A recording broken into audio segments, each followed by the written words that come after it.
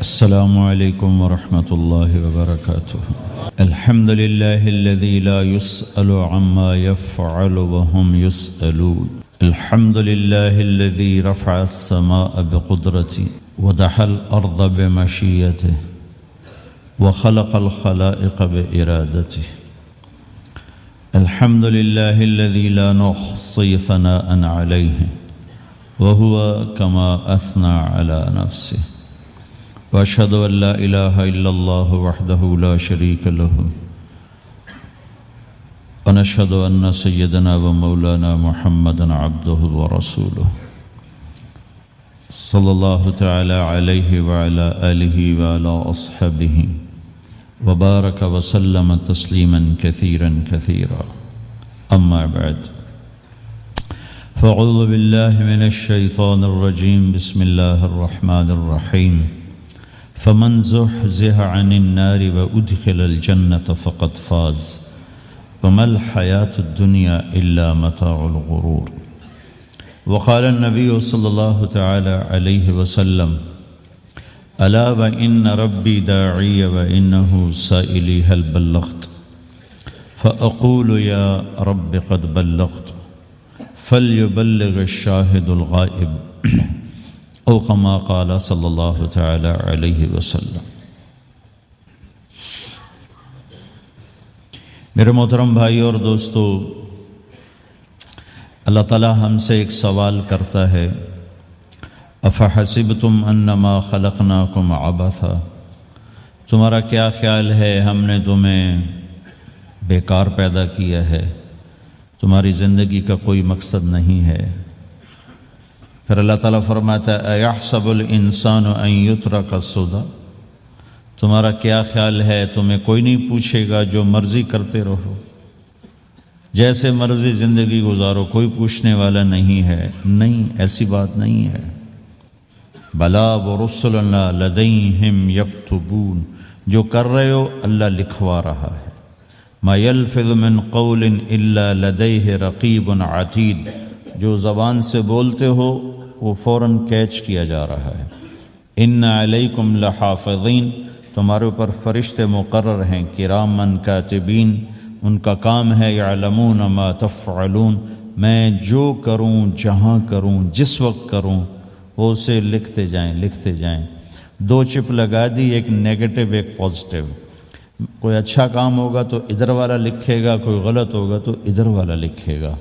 اور پھر اللہ تعالیٰ کا اس کائنات پر قبضہ ہے، اور اس ساری کائنات کو اللہ نے اپنی طاقت سے بنایا. یہ جہان خود بخود نہیں بنا. ان ربکم اللہ، اس کا بنانے والا اللہ ہے. اللہ نے اپنا تعارف کرایا: میں کون ہوں؟ الذی خلق السماوات والارض، میں وہ اللہ ہوں جس نے زمین آسمان بنائے. فی ستۃ ایام، اس میں 6 دن لگائے.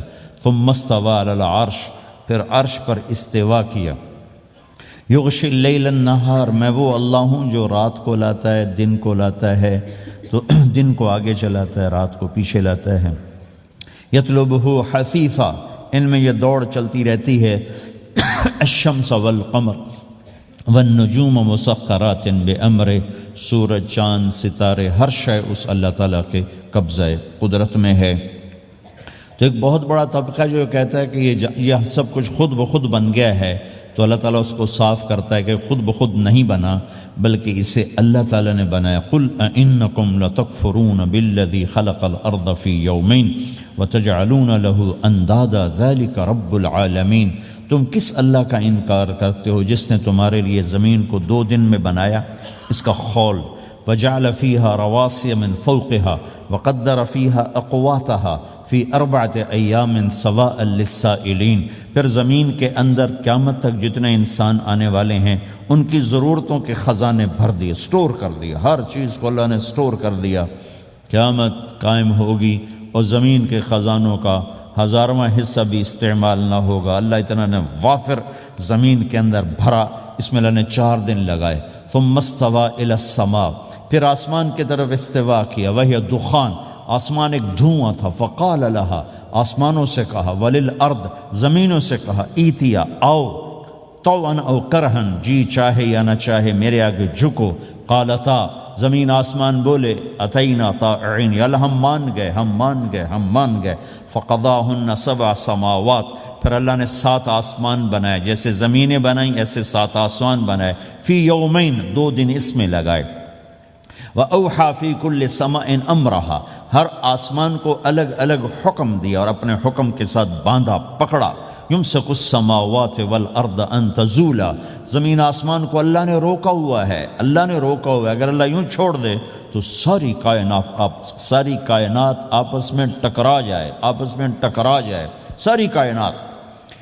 یہ الشمس تجری لمستقر لها ذلك تقدیر العزیز العلیم، سورج کو سورج 6 لاکھ مائل فی گھنٹہ کی رفتار سے دوڑ رہا ہے اور زمین سے 12 لاکھ گنا بڑا ہے، اور اس میں ٹیمپریچر 2.5 کروڑ سینٹی گریڈ تک اس کا ٹیمپریچر چلتا ہے، اور یہ کوئی ٹھوس چیز نہیں، گیسز ہیں، اور ہر سیکنڈ میں اس میں ہیلیم گیس پھٹتی ہے اور وہ ہائیڈروجن میں تبدیل ہوتی ہے۔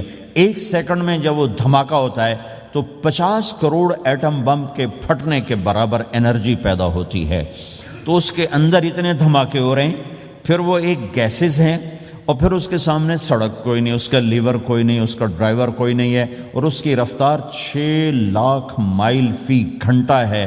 اللہ کہتا ہے میں سیدھا چلا رہا ہوں، کوئی اس کو چلا سکتا؟ اتنی تیز رفتار۔ والقمر قدرناہ منازل، چاند کو اس کے ساتھ چلایا، اس کو گھٹایا بڑھایا، حتی عاد کالعرجون القدیم، ایک ٹیڑھی لکڑی کی طرح ہوا۔ للشمس ينبغي لها ان تدرك القمر، سورج چاند میں ٹکر نہیں، ولا اللیل سابق النہار، دن اور رات میں ٹکر نہیں ہے، اس لیے کہ یہ تیرے رب کا بنایا ہوا نظام ہے۔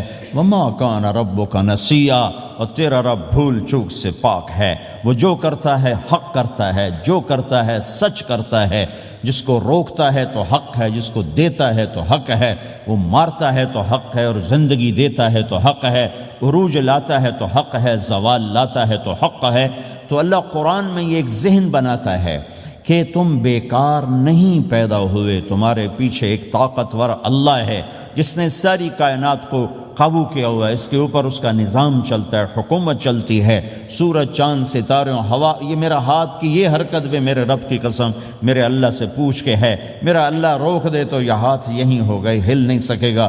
کتنے لوگ جو ہاتھ اٹھانا چاہتے ہیں نہیں اٹھا سکتے، آنکھ کھولنا چاہتے ہیں نہیں کھول سکتے، بولنا چاہتے ہیں نہیں بول سکتے، چلنا چاہتے ہیں نہیں چل سکتے۔ جس نے چلایا اسی نے بٹھایا، جس نے بڑھایا اسی نے ہٹایا، جس نے زندگی دی اسی نے موت دی، جس نے موت دی ہے وہی موت کے بعد زندہ کرنے والا ہے۔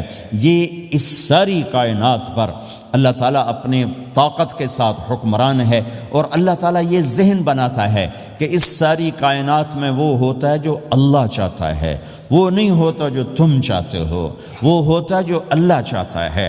یہ قرآن میں اللہ نے یہ ذہن نبیوں کے قصوں سے ہمارا بنایا کہ موسیٰ علیہ السلام تشریف لا رہے ہیں، ان کے ہاتھ میں ڈنڈا ہے، اس پر یوں ٹیک لگا کے کھڑے ہوئے، تو اللہ نے فرمایا موسیٰ یہ کیا ہے؟ ما تلک بیمینک یا موسیٰ، موسیٰ یہ کیا ہے؟ موسیٰ علیہ السلام کے بعد یہ ڈنڈا 10 سال سے، کہا یا اللہ ہی عصایا، یہ میرا ڈنڈا ہے۔ اب اللہ تعالیٰ آگے کچھ دکھانا چاہتے ہیں تو موسیٰ علیہ السلام سے لمبی بات کروائی، ہے عصایا، میرا ڈنڈا ہے، اتوکل علیہا، اس پر ٹیک لگاتا ہوں، واحش بہا علی غنمی، اور اپنی بکریوں کے لیے پتے جھاڑتا ہوں، ولی فیہا مآرب اخرى، اور بھی ڈھیر سارے کام اس سے لیتا ہوں۔ تو اللہ تعالیٰ نے کہا القہا یا موسیٰ، اس کو ذرا زمین پہ ڈالو، زمین پہ ڈالو۔ موسیٰ علیہ السلام نے زمین پہ ڈالا، فَإِذَا هِيَ حَيَّةٌ تَسْعَىٰ، وہ یوں اٹھا اور ایک خوفناک سانپ بنا، لمبائی میں بڑے سانپ کی طرح جو افریقہ میں ہوتا ہے، جو پورا بکرا کھا جاتا ہے، پورا ہرن کھا جاتا ہے، اور تیز رفتاری میں جان کی طرح ایک چھوٹا سا سانپ ہوتا ہے، بہت تیز چلتا ہے، اور زہر میں حیہ کی طرح۔ سانپ کی 3 قسموں کو اللہ نے ایک ڈنڈے میں جمع کر، ایک ہوتا ہے کأنہا جان، چھوٹا سانپ جو بہت تیز دوڑتا ہے، فَإِذَا هِيَ حَيَّةٌ زہریلا، فَإِذَا هِيَ ثُعْبَانٌ مُبِينٌ، بہت بڑا، یہاں سے لے کر وہاں تک۔ تو 3 مختلف سانپوں کو اللہ نے ایک میں جمع کر دیا، وہ تیز رفتاری میں جان کی طرح تھا، زہر میں حیہ کی طرح تھا، لمبائی چوڑائی میں ثوبان کی طرح تھا۔ جب موسیٰ علیہ السلام نے دیکھا وَلَّا مُدْبِرًا وَلَمْ يُعَقِّبْ، موسیٰ علیہ السلام جو بھاگے تو پیچھے مڑ کے ہی نہیں دیکھا۔ تو اللہ تعالیٰ نے کہا خذ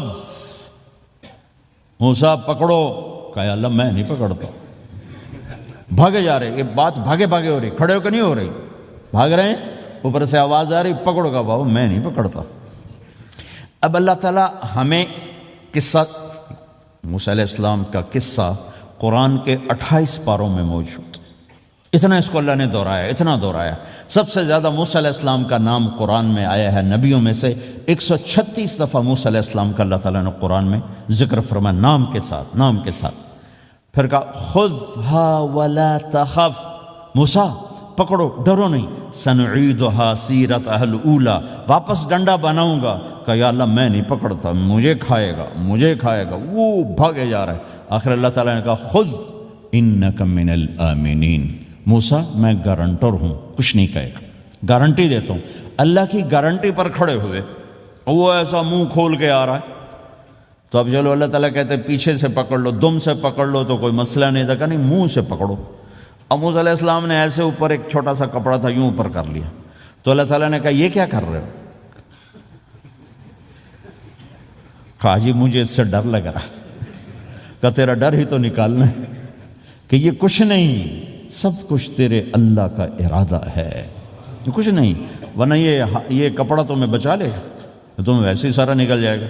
اب وہ آگے آ رہا ہے، موسیٰ علیہ السلام کانپ رہے ہیں اور دیکھ رہے ہیں، کانپ رہے ہیں اور دیکھ رہے ہیں، اور بڑے اب اللہ نے کہا تھا تو ڈرتے ڈرتے ہاتھوں سے یوں، کانپتے کانپتے ہاتھوں سے یوں آگے ہاتھ کیا، اور جو ہی ہاتھ کی انگلیوں نے سانپ کے منہ کو ٹچ کیا تو اللہ نے دوبارہ ڈنڈا بنا کے ہاتھ میں پکڑا دیا، اور ساری دنیا کو یہ پیغام دیا کہ دیکھو میرے بندو، اللہ سب کچھ ہے، لہذا اللہ کی مان کے چلنا۔ سامنے شیطان آئے گا، سامنے شیطان آئے گا، تمہیں الٹی راہیں دکھائے گا، تو تم اپنے اللہ کو یاد کرنا جس کے ہاتھ میں سارے خزانے ہیں اور طاقت ہے۔ ایک سیکنڈ میں اسے سانپ بنایا، اگلے سیکنڈ میں اسے ڈنڈا بنایا، اور پھر موسیٰ علیہ السلام کے ہاتھ میں پکڑایا، نیا نہیں، وہی جو ان کے پاس تھا وہی ان کو واپس کر کے پوری دنیا کے انسانوں کو اور اس امت کو خاص طور پر اللہ تعالیٰ نے یہ سوچ دی کہ اس کائنات میں ایک طاقت ہے اللہ جو سب کچھ کر سکتا ہے، اور اس کے چاہے کو کوئی روک نہیں سکتا اور اس کے روکے کو کوئی کروا نہیں سکتا، وہ اللہ ہے۔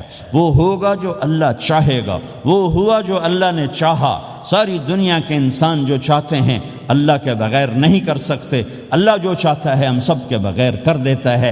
یہ ذہن بنا کر پھر اللہ اس بات پہ لاتا ہے جب سب کچھ تیرے اللہ کے ہاتھ میں ہے تو اللہ کی مان کے کہ یہ تیرے پاس تھوڑی سی زندگی ہے، جیسے اللہ نے کائنات کو بنایا ہے ایسے ہی اس کائنات کو توڑنے والا ہے۔ ایک دن آئے گا، ازفت الازفہ، وہ قریب آ چکا ہے، لیس لہا من دون اللہ کاشفہ، اسے کوئی روک نہیں سکتا، ہٹا نہیں سکتا، وہ آئے گا۔ لا تأتیکم الا بغتہ، وہ اچانک آئے گا۔ وہ کیسے آئے گا؟ فإذا نفخ فی الصور نفخۃ واحدہ، ایک آواز آئے گی بڑی خوفناک۔ ہے کیا عجب دن ہوگا، شب جمعہ آئے گی، جمعہ کی رات آئے گی، کسی کو نہیں خبر کہ آج کائنات کی آخری رات۔ پرندے واپس گئے ہوں گے اپنے درختوں پر، گھونسلوں پر، شیر اپنے ٹھکانوں پر، چیتے اپنے ٹھکانوں پر، بھیڑیے اپنے ٹھکانوں پر، بکریاں، اونٹ، گائے، بھینس اپنے اپنی جگہ پر۔ اور اگر یہ بولٹن اس وقت موجود ہوگا تو بولٹن کے باشندے سوئے ہوں گے اپنے گھروں میں، کوئی ادھر تیاری کہ میں نے جاب پہ جانا ہے، یہ میرا سامان پڑا ہے، میں نے اسکول جانا ہے، یہ میری کتابیں پڑھی ہیں، میں نے آفس جانا ہے، یہ میری فائلیں پڑھی، میرا لیپ ٹاپ پڑا ہوا ہے، یہ سب کچھ جیسے آج کی رات ہے ایسے ہی ایک رات آئے گی۔ دن جدا ہو کر کہے گا کہ میں کل آؤں گا، رات جدا ہو کر کہے گی میں تیرے بعد آؤں گی، اور تارے چاند ستارے بھی ابھر کر نکل کر کہیں گے ہم نے کل بھی نکلنا ہے اور ہم نے کل بھی طلوع ہونا ہے۔ سورج بھی غروب ہوتے ہوئے یہ سوچ رہا ہوگا کہ کل میں نے پھر بھی نکلنا ہے، اور چاند بھی سوچ رہا ہوگا کہ میں نے اگلے دن بھی نکلنا ہے، لیکن اللہ کے سوا فرشتوں تک کو نہیں پتا کہ آج آخری دن آ چکا ہے۔ اور میرے نبی نے عجب نقشہ کھینچا ہے قیامت کے دن کا. ہم نے کہا عورت روٹی پکا رہی ہوگی، اس کے ہاتھ میں روٹی ہوگی. اب تو یہاں روٹی پکانے کا رواج بہت کم ہو گیا، لیکن پھر بھی پکاتے ہیں. روٹی پکا رہی ہوگی، اس کے ہاتھ میں روٹی ہوگی، ابھی توے پہ ڈالنے جا رہی ہو. اور ایک چیز آپ کے ہاں بالکل نہیں ہے، ہمارے ہاں اب بھی ہے کہ وہ دہی کو اس میں سے مکھن نکالتے ہیں، دہی کو وہ کرش کرتے ہیں، پھر اس میں سے مکھن نکال. یہ ہمارے گھروں میں ہوتا ہے، ہر گھر میں ہوتا ہے، خاص طور پر دیہاتوں میں. تو ایک عورت ایسے وہ اس دہی کو بلو کر کرش کر کے اس سے مکھن کا پیڑا یوں بنا رہی ہوگی، اور بنا کر برتن میں ڈالنے کے لیے ایسے کر رہی ہوگی، ایسے کر رہی ہوگی.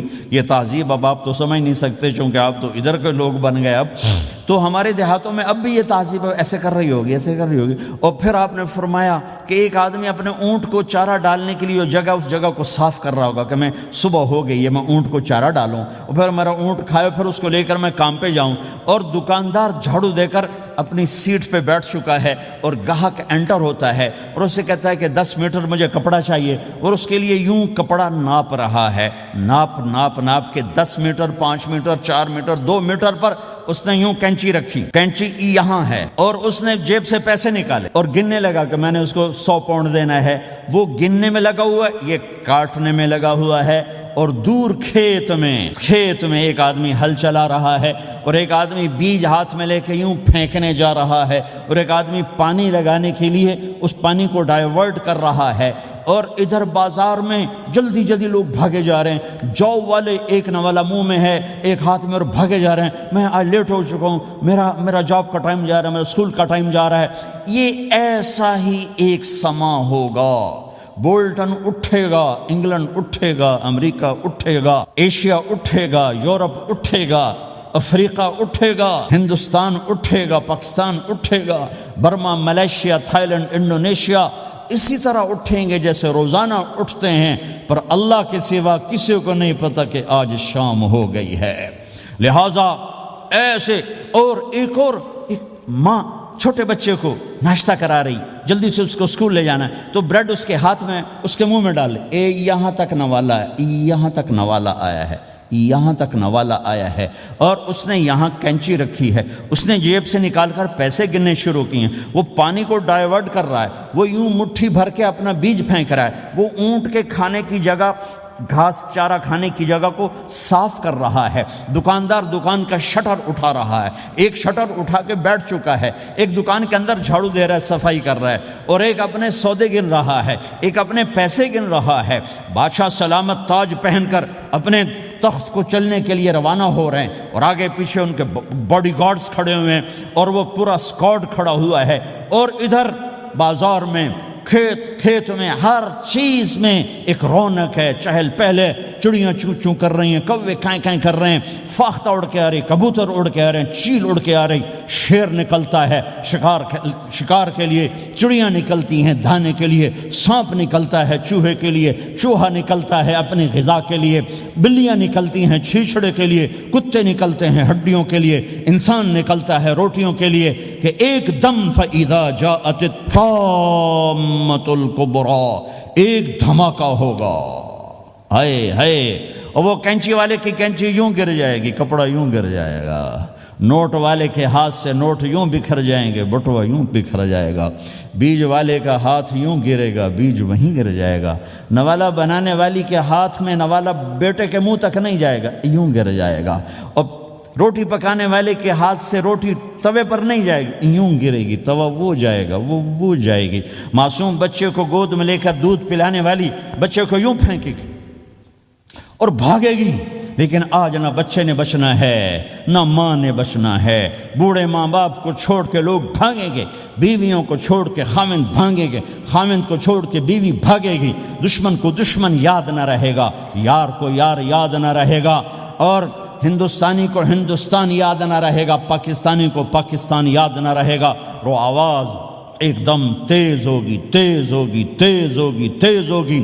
آواز کی شدت کانوں کے پردے پھاڑتی جا رہی. پر انسان بڑا سخت جان ہے، یہ نہیں مرے گا، پہلے جانور مریں گے، پہلے آسمان ٹوٹے گا. اذا السماء انشقت وأذنت لربها وحقت وإذا الأرض مدت وألقت ما فيها وتخلت وأذنت لربها وحقت. وہ آسمان پھٹا، اذا الشمس کورت وہ سورج ختم ہوا، واذا النجوم انکدرت وہ ستارے جھڑ گئے ٹوٹ گئے، واذا الجبال سیرت پہاڑ ریت بن گئے، واذا العشار عطلت جانور منہ اٹھا کے بھاگ پڑے، اذا السماء انفطرت آسمان پھٹا، واذا الکواکب انتثرت ستارے ٹوٹے، واذا البحار فجرت سمندروں میں آگ لگ گئی، وَإِذَا الْقُبُورُ بُعْثِرَتْ قبریں اکھڑ گئیں، انسان ادھر بھاگا، ہر چیز کو تباہ ہوتے دیکھ رہا ہے، پہاڑ ریت بن رہے ہیں، جنگلوں میں آگ لگ رہی ہے، سمندروں میں آگ لگ رہی ہے، آنکھوں کے سامنے سورج کو بکھرتا دیکھیں گے، اندھا ہوتا جہان، چاند ٹکڑے ٹکڑے، تارے ٹکڑے ٹکڑے، آسمان ٹکڑے ٹکڑے، اور ان کی ایسی سخت جانی، یہ سب دیکھیں گے۔ ان سارے مناظر کے بعد پھر میرے اللہ کی ایک خوفناک اسرافیل کی آواز آئی، اور سب، آج کوئی رونے والا نہیں ہے، آج کوئی کفن دینے والا نہیں ہے، آج کوئی قبر میں ڈالنے والا نہیں ہے، آج کوئی کندھا دینے والا نہیں ہے، آج سب کی اکٹھی موت ہے، آج سب ختم ہیں۔ پھر میرا رب پہلے آسمان کے فرشتوں کو موت دے گا، پھر دوسروں کو، پھر تیسرا آسمان، پھر چوتھا آسمان، پھر پانچواں آسمان، پھر چھٹا آسمان، پھر ساتواں آسمان، پھر اللہ تعالیٰ عرش کے فرشتوں کو موت دے گا۔ پھر اللہ تعالیٰ فرمائے گا جبریل میکائیل مر جائیں، تو اللہ تعالیٰ کا عرش سفارش کرے گا، یا اللہ جبریل میکائیل تو نہ مریں، ان کو تو بچا لے۔ تو اللہ تعالیٰ فرمائیں گے اسکت فقط کتبت الموت علی من کان تحت عرشی، خاموش رہو، میرے عرش کے نیچے سب نے مرنا ہے۔ جبریل مر جائے گا، میکائیل مر جائے گا، پھر اللہ پوچھے گا کون باقی ہے، تو وہ کہے گا یا اللہ اسرافیل جو پھونک رہا ہے وہ باقی اور میں باقی ہوں۔ اللہ کہیں گے اسرافیل مر جائے، تو اسرافیل وہ جو ہاتھ میں لے کے پھونک مار رہے ہوں گے سور، وہ ان کے ہاتھوں سے گرے گا اور اسرافیل میں گرے گا، اور وہ سور یوں اڑتا ہوا اللہ کے عرش کے ساتھ جا کر ٹک جائے گا۔ پھر اللہ فرمائے گا کون باقی ہے؟ اب اسرائیل کی ٹانگیں کانپیں گی، سب کو موت کا ذائقہ چکھانے والا آج خود چکھنے لگا ہے۔ کون باقی؟ یوں دھڑ دھڑ دھڑ دھڑ دھڑ دھڑ ٹانگیں، یا اللہ بس اب تو تیرا یہ غلام باقی ہے، باقی تو سب اتر گئے موت کے گھاٹ۔ تو میرا اللہ تعالیٰ کہے گا مت فَإِنَّكَ خَلْقٌ مِّن خَلْقِ، تو بھی مر جا، تو بھی میری ایک مخلوق ہے۔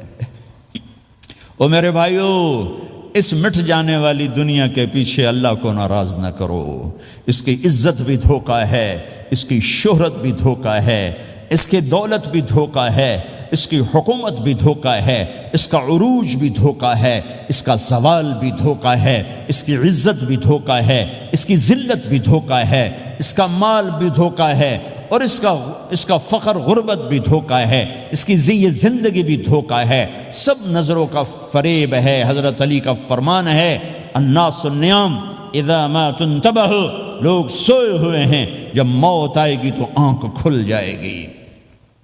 گھاٹے کا سودا کر کے نہ مرو، گھاٹے کا سودا کر کے نہ مرو، اللہ کو ناراض کر کے نہ مرو، سب چھوڑ کے جانے والی ہیں، سب چھوٹنے والا ہے، لہذا اللہ کو ساتھ لے لو، اللہ کو ساتھ لے لو، اللہ کو ساتھ لے لو۔ سب کو مارنے کے بعد میرا اللہ کہے گا من کان لی شریکن فلیات، کوئی ہے میرے سامنے تو آؤ، من کان لی شریکن فلیات، کوئی ہے میرے مقابلے میں تو آؤ، من کان لی شریکن فلیات، کوئی ہے میری ٹکر کا تو آؤ، تین دفعہ۔ پھر اللہ زمین آسمان کو ایک جھٹکا دے گا، پھر کہے گا انا الملک، میں بادشاہ ہوں، پھر دوسرا جھٹکا دے گا، پھر کہا انا القدوس السلام المومن، میں ہوں قدوس السلام مومن، پھر تیسرا جھٹکا دے گا، پھر کہے گا انا المہیمن العزیز الجبار المتکبر، میں ہوں متکبر، جبار، عزیز، مہیمن۔ پھر اللہ تعالیٰ کہے گا این الملوک، بادشاہ کہاں ہے؟ این الملوک، بادشاہ کہاں ہے؟ این المتکبرون، وہ تکبر کرنے والے کہاں ہیں؟ این الجبارون، ظالم کہاں ہیں؟ این المتکبرون، تکبر والے کہاں ہیں؟ کوئی ہو تو جواب دے۔ پھر اللہ تعالیٰ کہے گا لمن الملک اليوم، آج کون ہے بادشاہ؟ آج کس کی ہے بادشاہی؟ کوئی جواب دینے والا ہے ہی نہیں، تو اللہ خود کہے گا للہ الواحد القہار، آج اکیلے اللہ کی بادشاہ، آج بھی اسی کی ہے، آج بھی اسی کی ہے، پیچھے بھی اس کی تھی، آگے بھی اس کی ہے۔ للہ الامر من قبل ومن بعد، للہ الامر من قبل ومن بعد، ان الحکم الا للہ، الخلق والامر واللیل والنہار وما سکن فیہما للہ وحدہ، ان العزت للہ جميعا، قل ان الامر كله للہ، للہ ما فی السماوات وما فی الارض، وان تبدوا ما فی انفسکم او تخفوه یحاسبکم به اللہ، له ما فی السماوات وما فی الارض وما بینهما وما تحت الثرى، وان تجہر بالقول فانه يعلم السر واخفى۔ وہ کون ہے؟ اللہ۔ وہ کیسا ہے؟ لا الہ الا ہو۔ صفات کیسی ہیں؟ لہ الاسماء الحسنى۔ یہ میرے رب کا پیغام ہے پوری دنیا کے انسانوں کے لیے کہ یہ دنیا امتحان کی جگہ ہے، نہ اپنی مرضی سے آئے ہو، نہ اپنی مرضی سے مرتے ہو، نہ اپنی مرضی سے جیتے ہو، نہ اپنی مرضی سے جاتے ہو۔ لہٰذا اس 4 دن کی زندگی میں تمہیں ٹیسٹ میں ڈالا گیا ہے۔ اللہ کو راضی کرتے ہو، شیطان کو راضی کرتے ہو، اللہ کو مناتے ہو، شیطان کے پیچھے چلتے ہو، اللہ کو مناتے ہو، اپنی طبیعت اور اپنی طبیعت کے غلام بنتے ہو۔ یہ میرا اور آپ کا امتحان ہے۔ لا الہ الا اللہ میں ایگریمنٹ ہے، یا اللہ تیری مان کے چلیں گے۔ لا الہ الا اللہ ایگریمنٹ ہے، یا اللہ تیری مان کے چلیں گے۔ کیسے تیری مان کے چلیں گے؟ اگلا حصہ ہے محمد الرسول اللہ، تیرے حبیب کے طریقے پر چلیں گے۔ اللہ کو راضی کرنے کا ایک ہی راستہ ہے، عرب کے لیے، عجم کے لیے، کالے کے لیے، گورے کے لیے، سید کے لیے، قریشی کے لیے، ہاشمی کے لیے، پٹھان کے لیے، راجپوت کے لیے، گجراتی کے لیے، ملائی کے لیے، تھائی کے لیے، انڈین کے لیے، سب کے لیے ایک راستہ ہے، ایک راستہ ہے، ایک راستہ ہے، وہ ہے محمد الرسول اللہ۔ جب آپ معراج پہ گئے تو آپ نے کہا یا اللہ، آپ نے ابراہیم کو خلیل بنایا اور موسیٰ کو کلیم بنایا اور داود کو لوہا نرم کر کے دیا، سلیمان کو ہوا تابع کر کے دی، اور عیسیٰ علیہ السلام کے لیے مردے زندہ کیے، میرے لیے کیا ہے؟ تو اللہ تعالیٰ نے فرمایا اولیس قد آتیتک افضل من ذلک کلہ، میرے محبوب میں نے آپ کو وہ دیا ہے جو کسی کو نہیں دیا۔ وہ کیا دیا ہے؟ کہ اللہ ذکرت الا ذکرت معی، قیامت تک تیرا میرا نام اکٹھا رہے گا، الگ نہیں ہو سکے سے رہے گا۔ لا الہ الا اللہ محمد رسول اللہ۔ لا الہ الا اللہ میں 12 حرف ہیں، 12۔ محمد رسول اللہ میں 12 حرف ہیں۔ لا الہ الا اللہ 12 حرفوں سے بنا ہے، لام اور الف، یہ اس کو گنو تو 12 بنتے ہیں، پھر میم اور ہا اور میم اور دال کو آگے تک گنو تو 12 بنتے ہیں، ادھر بھی 12 ادھر بھی 12۔ پھر حرف کی 2 قسمیں ہیں، ایک نقطے والے، ایک بغیر نقطے والے۔ نقطے والے حرف کمزور ہوتے ہیں، بغیر نقطے والے حرف طاقتور ہوتے ہیں، کہ نقطے والا حرف اپنا مطلب بنانے کے لیے نقطے کا محتاج بن جاتا ہے، اور جو بغیر نقطے والا ہوتا ہے وہ اپنا مطلب بتانے کے لیے نقطے کا محتاج نہیں ہوتا۔ جیم کمزور ہے، ہا طاقتور ہے، ہا کو اپنا مطلب بتانے کے لیے نقطے کی ضرورت نہیں، جیم کو، خا کو اپنا مطلب بتانے کے لیے نقطے کی ضرورت ہے۔ سین طاقتور ہے، شین کمزور ہے، کہ شین کو اپنا مطلب بتانے کے لیے 3 نقطوں کی ضرورت ہے، سین کو اپنا مطلب بتانے کے لیے کسی نقطے کی ضرورت نہیں ہے۔ الف طاقتور ہے، با کمزور ہے، تا کمزور ہے، ہا طاقتور ہے، جیم کمزور ہے، خا کمزور ہے، دال طاقتور ہے، را طاقتور ہے، زا کمزور ہے، سین طاقتور ہے، شین کمزور ہے، صاد طاقتور ہے، ضاد کمزور ہے، تا طاقتور ہے، ضا کمزور ہے۔ یہ میں آپ کو حروف کی بات بتا رہا ہوں۔ جب میرے اللہ نے اپنا کلمہ بنایا، پہلے اپنا نام منتخب کیا اللہ، تو اس میں کوئی حرف نقطے والا نہیں آیا، ٹھیک ہے؟ اللہ کوئی نقطے والا حرف ہے؟ پھر اللہ نے اپنے نبی کا نام بنایا محمد، کوئی نقطے والا حرف ہے؟ پھر نام بنایا احمد، کوئی نقطے والا حرف ہے؟ پھر جب کلمہ بنایا تو کلمہ ان حرفوں سے بنایا جس میں کوئی نقطے والا حرف نہیں ہے۔ لا الہ الا اللہ محمد الرسول اللہ۔ سارے خزانے اللہ کے ہاتھ میں، ساری عزتیں بلندیاں اللہ کے ہاتھ میں، جانے کا راستہ محمد الرسول اللہ، پہنچنے کا راستہ محمد الرسول اللہ، لینے کا راستہ محمد الرسول اللہ۔ جہنم سے بچنے کا راستہ محمد الرسول اللہ، جنت میں جانے کا راستہ محمد الرسول اللہ، دنیا کی برکتیں عزتیں سمیٹنے کا راستہ محمد الرسول اللہ، ذلتوں پستیوں سے بچنے کا راستہ محمد الرسول اللہ۔ میرے حبیب جنت کے لیے چابی ہیں، جہنم کے لیے تالا ہیں، عزت کے لیے چابی ہیں، ذلتوں کے لیے تالا ہیں، محبتوں کے لیے چابی ہیں، نفرتوں کے لیے تالا ہیں، اللہ کی رضا کے لیے وہ چابی ہیں اور اللہ کی ناراضگی کا وہ تالا ہیں۔ جو محمدی بن گیا، جو محمد مصطفیٰ صلی اللہ تعالی وسلم کی سیرت میں ظاہر میں باطن میں ڈل گیا، اللہ کا محبوب بن گیا، اللہ نے اپنا بنا لیا۔ ابو لہب قریشی ہاشمی سید، اور اللہ نے کہا تبت یدا ابی لہب وتب، ابو لہب برباد ہو گیا۔ بلال حبشی کا بیٹا، غلام کا بیٹا، کالے کا بیٹا، لیکن میرے نبی نے فرمایا جب میں جنت میں جاؤں گا تو میری سواری کی رسی بلال کے ہاتھ میں ہوگی، جو میرے ساتھ چلے گا، میرے ساتھ چلے گا، اور اس دن تم بلال کی شان دیکھنا، سید قریشی سب دیکھتے رہ جائیں گے، اور ایک غلام سب سے بازی لے جائے گا کہ جب سورے جنتی جنت کے دروازوں پر کٹھے ہوں گے تو ایسے جنت کے 8 گیٹ ہیں، وہ سارے بند ہوں گے، سب بند ہوں گے، تو کہیں گے اندر کیسے جائیں؟ تو کہیں گے چلو آدم علیہ السلام سے بات کرتے ہیں۔ آدم علیہ السلام سے عرض کریں گے جناب ابا جان، دادا جان، دروازہ تو کھلوائیں۔ وہ کہیں گے بچوں میں نے تمہیں نکالا تھا، میں ڈال نہیں سکتی، جاؤ بھائی کسی اور سے بات کر۔ اب آئیں گے نوح علیہ السلام، بابا میں نہیں کر سکتا۔ ابراہیم علیہ السلام، بابا میں نہیں کر سکتا۔ اسماعیل، اسحاق، یعقوب، یوسف، موسیٰ، یوشع، دانیال، الیاس، داؤد، یحییٰ، زکریا، سلیمان، بھائی ہمارے بس کا نہیں، بھائی ہمارے بس کا نہیں، بھائی ہمارے بس کا نہیں۔ سب سے آخر میں آئیں گے عیسیٰ علیہ السلام کے پاس۔ اگر اللہ چاہتا تو سیدھا ہمارے نبی کے پاس پہنچا دیتا، لیکن اللہ اپنے نبی کی شان دکھانا چاہتا ہے کہ میرا نبی کتنی شان والا ہے، کتنی عزت والا ہے، جس کی سنت کو تم پھینک دیتے ہو، سنت کی کوئی بات نہیں۔ 1 پاؤنڈ پھینکتے ہو کہ 1 پاؤنڈ گر گیا، کوئی بات نہیں، کہ 1 پاؤنڈ کو بھی ڈھونڈتے پھرتے ہو، سنت کوئی بات نہیں، پاؤنڈ نہیں۔ ہمارا پاکستانی 172 سے ضرب لائے گا، ہندوستانی 100 سے ضرب لگائے گا، پتہ نہیں کیا کیا کرے گا، ہیں تو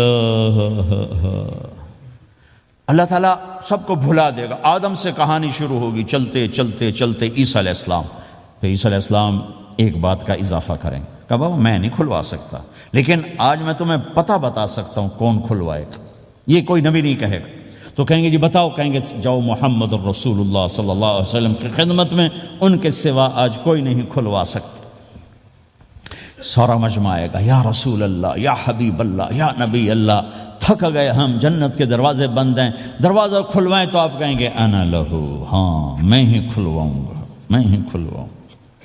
پھر آپ نے فرمایا میں سب کے سامنے سجدہ کروں گا اللہ تعالیٰ، پھر اللہ تعالیٰ اپنی تعریف کا مجھے الہام کرے گا، میں اللہ کی تعریف کروں گا، جو ابھی مجھے بھی نہیں پتا کیا تعریف کروں گا، اس وقت اللہ تعالیٰ مجھے عطا کرے گا۔ پھر میرا اللہ کہے گا یا حبیبی یا محمد ارفع رأسک سل تعطا اشفع تشفع، اے میرے حبیب، اے میرے محبوب، سر اٹھا، سوال کر، پورا ہوگا، سفارش کر، مانی جائے گی۔ تو ہمارے نبی کہیں گے اللہ جنت کا دروازہ کھول، تو اللہ تعالیٰ فرمائیں گے اوپننگ سیریمنی تجھ سے ہو، تو اوپننگ کرے گا پھر کھلے گا، ایسے نہیں کھل سکتا، کہ میں تیار ہوں۔ تو جنت سے ایک سواری آئے گی اڑتے ہوئے اور ہیلی کاپٹر کی طرح لینڈ کرے گی اللہ کے نبی کے سامنے، تو آپ اس کے اوپر ایسے بیٹھ جائیں گے، تو اس کی جو رسی ہوتی ہے جس سے اس کو چلایا جاتا ہے، وہ رسی ایسے نیچے گر جائے گی۔ رسی کے نیچے گرنے کا مطلب ہے کہ اس سواری کو اللہ کے نبی نے خود نہیں چلانا، کوئی اور آئے گا جو رسی پکڑ کے چلے گا۔ اب اللہ کے نبی کی سواری کی رسی پکڑ کے چلنا یہ کوئی چھوٹا آنر تو ہے نہیں، لہذا سب یوں دیکھیں گے بھیا، چونکہ وہ خالی اس سے سب کو پتہ چل جائے گا کہ کوئی آئے گا، ورنہ اللہ کے نبی کے ہاتھ میں رہتی ایسے گئی، تو لہذا سب ایسے کون آئے گا بھائی، کون آئے گا بھائی، شاید ابو بکر آئیں، یہ تو اپنی طرف سے کہہ رہا ہوں، شاید عمر آئیں، عثمان آئیں، علی آئیں، نہیں، بیٹے آئیں گے، حسن حسین آئیں گے، کتنے سوال اٹھ سکتے، جعفر آئیں گے، حمزہ آئیں گے، عباس آئیں گے، سب اس حیرانی میں ہوں گے، اور سب کی نظریں ایسے ایسے ہوں گی کہ میرے اللہ کا فرمان ہوگا بلال حبشی کو لایا جائے، یہ رسی اس کو پکڑائی جائے۔ بلال رضی اللہ تعالیٰ عنہ اللہ کے نبی کی سواری کی رسی پکڑ کر چلیں گے اور آپ نے فرمایا میں سب سے پہلے جنت کے دروازے پر دستک دوں گا، فَأُقَعْقِعَهَا فَيُفْتَحُ لِي، میرے لیے دروازے پر دستک دوں گا تو اندر سے آواز آئے گی، کون؟ میں کہوں گا محمد الرسول اللہ۔ وہ کہیں گے یا رسول اللہ حکم تھا آپ کے بغیر دروازہ نہ کھلے، میں کھولوں گا، میرے لیے کھلے گا، میں اندر جاؤں گا۔ تو آپ نے فرمایا میرے ساتھ میری امت کے غریب لوگ پہلے میرے ساتھ جنت میں داخل، میری امت کے غریب لوگ پہلے میرے ساتھ جنت میں داخل ہوں۔ پھر آپ نے ایک عجیب بات فرمائی کہ میں دیکھوں گا کچھ عورتیں مجھ سے آگے نکل جائیں، کچھ عورتیں مجھ سے آگے نکل جائیں، تو میں ان کو حیران ہو کر پوچھوں گا تم کون ہو جو اپنے نبی سے آگے جا رہی ہو؟ وہ کہیں گے یا رسول اللہ ہم وہ ہیں جو جوانی میں بیوہ ہو گئیں اور اپنے بچوں کی خاطر دوسری شادی نہ کی، ان کی تربیت کے لیے دوسری شادی نہ کی اور اپنے جذبات کو سینے میں دبا کے سو گئیں، ہم وہ ہیں۔ تو اللہ کے نبی نے فرمایا وہ مجھ سے بھی آگے گزر کے جائیں گے۔ ہمارے معاشرے میں کوئی بچی بیوہ ہو جائے، طلاق ہو جائے تو وہ ایک بوجھ بن جاتی۔ تو میرے نبی نے فرمایا تمہیں وہ صدقہ بتاؤں جس سے بڑھ کر کوئی صدقہ ہی نہیں ہے۔ آپ نے فرمایا کہ میں تمہیں وہ صدقہ بتاؤں جس سے بڑھ کے کوئی صدقہ نہیں ہے۔ تو انہوں نے کہا جی وہ کیا؟ کہا الابنۃ المردودہ، جس کی بیٹی کو طلاق ہو گئی یا جوانی میں بیوہ ہو گئی اور لوٹ کے ماں باپ کے پاس آ گئی، اس پہ خرچ کرنا سب سے بڑا صدقہ ہے۔ چونکہ ماں باپ بھی تنگ پڑ جاتے ہیں اور بھائی تو پہلے ہی کہتے ہیں کہاں مصیبت سر پہ آ پڑی ہے، تو میرے نبی نے اس کو کور کرنے کے لیے، کیونکہ زندگی تو حادثات کا نام ہے، ہوتے رہتے ہیں، تو میرے نبی نے فرمایا سب سے اعلیٰ درجے کا صدقہ ہے اس بچی پہ خرچ کرنا جو طلاق ہو کے گھر واپس آ جائے یا بیوہ ہو کے گھر واپس آ جائے، اس پہ خرچ کرنا سب سے اعلیٰ درجے کا خرچ ہے۔ تو ان کی یہ قربانی کہ وہ اللہ کے نبی نے فرمایا مجھ سے بھی آگے جا رہی ہوں۔ آپ نے فرمایا جنت کی چابی میرے ہاتھ میں ہے، اللہ کا جھنڈا میرے ہاتھ میں ہے، کوئی نبی جنت میں جا نہیں سکتا جب تک میرا قدم نہ پڑ جائے، اور کوئی امت جنت میں جا نہیں سکتی جب تک میری امت نہ چلی جائے۔ تو بھائیو اللہ کے خزانوں تک پہنچنے کا راستہ ہے محمد الرسول اللہ، اور چونکہ قیامت تک آپ نے نمونہ بندہ تھا تو اللہ نے اپنے نبی کی زندگی کی ہر شے محفوظ کر، کوئی چیز چھپی نہیں ہے۔ آپ کے جسم مبارک سے نکلا ہوا ہر عمل 1435واں سال شروع ہو چکا ہے، محفوظ ہے، مکتوب ہے، موجود ہے۔ کسی نبی کا حلیہ ایسے موجود نہیں جیسے ہمارے نبی کا حلیہ موجود ہے۔ آپ چلتے کیسے تھے؟ یمشی تکفین، آپ چلتے تھے کہ جیسے کوئی آدمی اوپر سے نیچے آ رہا، تھوڑا سا آگے جھک کے چلتا ہے، اور آپ چلتے تھے کہ آپ کے پاؤں کا چلنے کا فاصلہ، قدم سے قدم فاصلہ چھوٹا ہوتا تھا، اور چال میں تیزی ہوتی تھی، چال میں تیزی، فاصلہ تھوڑا، اس طرح آپ چلتے تھے۔ آپ کے دیکھنے کا انداز کیا تھا؟ یہ جل نظرہ الملاحظہ، یوں دیکھتے تھے، شرم کی وجہ سے نظر نہیں اٹھاتے تھے مردوں میں بیٹھ کر، کبھی کبھی یوں آنکھ اٹھاتے تھے تو پھر کسی میں جرت نہیں ہوتی تھی کہ آپ کی آنکھوں میں آنکھیں ڈال کے دیکھ سکے، پھر سارے یوں ہو جاتے تھے، صرف 2 آدمی آپ کو دیکھ سکتے تھے۔ اس وقت جب آپ کی نظر اوپر ہوتی تھی تو 2 آدمی آپ کو دیکھ سکتے تھے، ایک ابو بکر اور ایک عمر، بس۔ آپ مسجد میں داخل ہوئے، آپ کے ادھر ابو بکر تھے، ادھر عمر تھے، سامنے مجمع تھا، آپ نے یوں ابو بکر کو پکڑا، یوں عمر کو پکڑا، یوں ان کے دونوں کے ہاتھ پکڑ کا، مجھے دیکھ رہے ہو؟ ہاکذا نحشر یوم القیامہ، قیامت کے دن ہم تینوں یوں اٹھائے جائیں گے کہ میرے دائیں طرف ابو بکر ہوگا اور میرے بائیں طرف عمر ہوگا، اور ہم تینوں یوں اپنی قبروں سے نکلیں گے۔ زندگی کی ہر شے کیوں باقی ہے؟ یہ تو میں ادائیں چھوڑو، میرے نبی کی 9 بکریاں تھیں، 1 بکرا تھا، لبے ان کے نام اگر نہ ہوں تو کوئی ہماری شریعت میں فرق پڑتا ہے، لیکن میرے نبی کی بکریوں کے نام بھی ہم تک پہنچے۔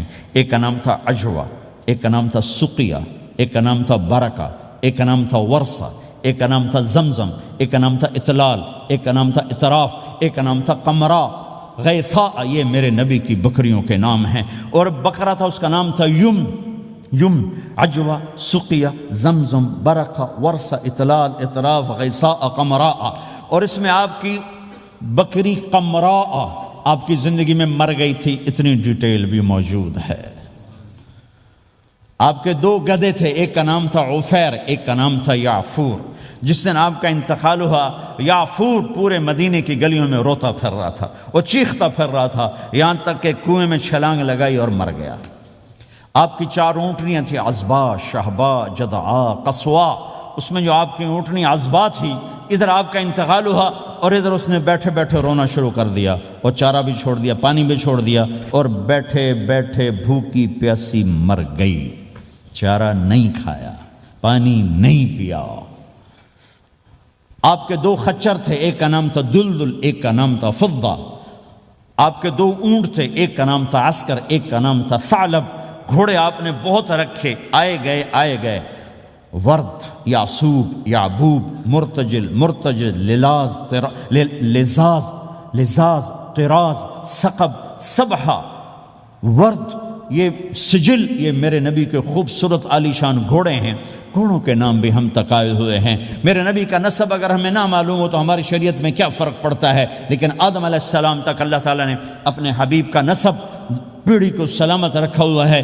محمد بن عبداللہ بن عبد المطلب بن ہاشم بن عبد مناف بن قصی بن کلاب بن مرہ بن کعب بن لوی بن غالب بن فہر بن مالک بن نضر بن کنانہ بن خزیمہ بن مدرکہ بن الیاس بن مدر بن نزار بن معد بن عدنان بن اود بن حمیصہ بن سلامان بن عوز بن بوز بن قموال بن ابی بن عوام بن ناشد بن حزا بن بلداس بن یدلاف بن طابخ بن جاحم بن ناحش بن ماخی بن عیفی بن عبقر بن عبید بن الدعاء بن حمدان بن سنبر بن یثربی بن یحزن بن یلحن بن ارعوا بن عید بن ذیشان بن عیسر بن اقناد بن ایہام بن مقصر بن ناحد بن زار بن سمی بن مزی بن عوض بن عرام بن قیدار بن اسماعیل بن ابراہیم بن آذر بن ناحور بن سروج بن رعو بن فائج بن عابر بن ارفخشاد بن سام بن نوح بن لامک بن متوشال بن ادریس بن یرد بن ملہلیل بن قینان بن آنوش بن شیسر بن آدم علیہ السلام۔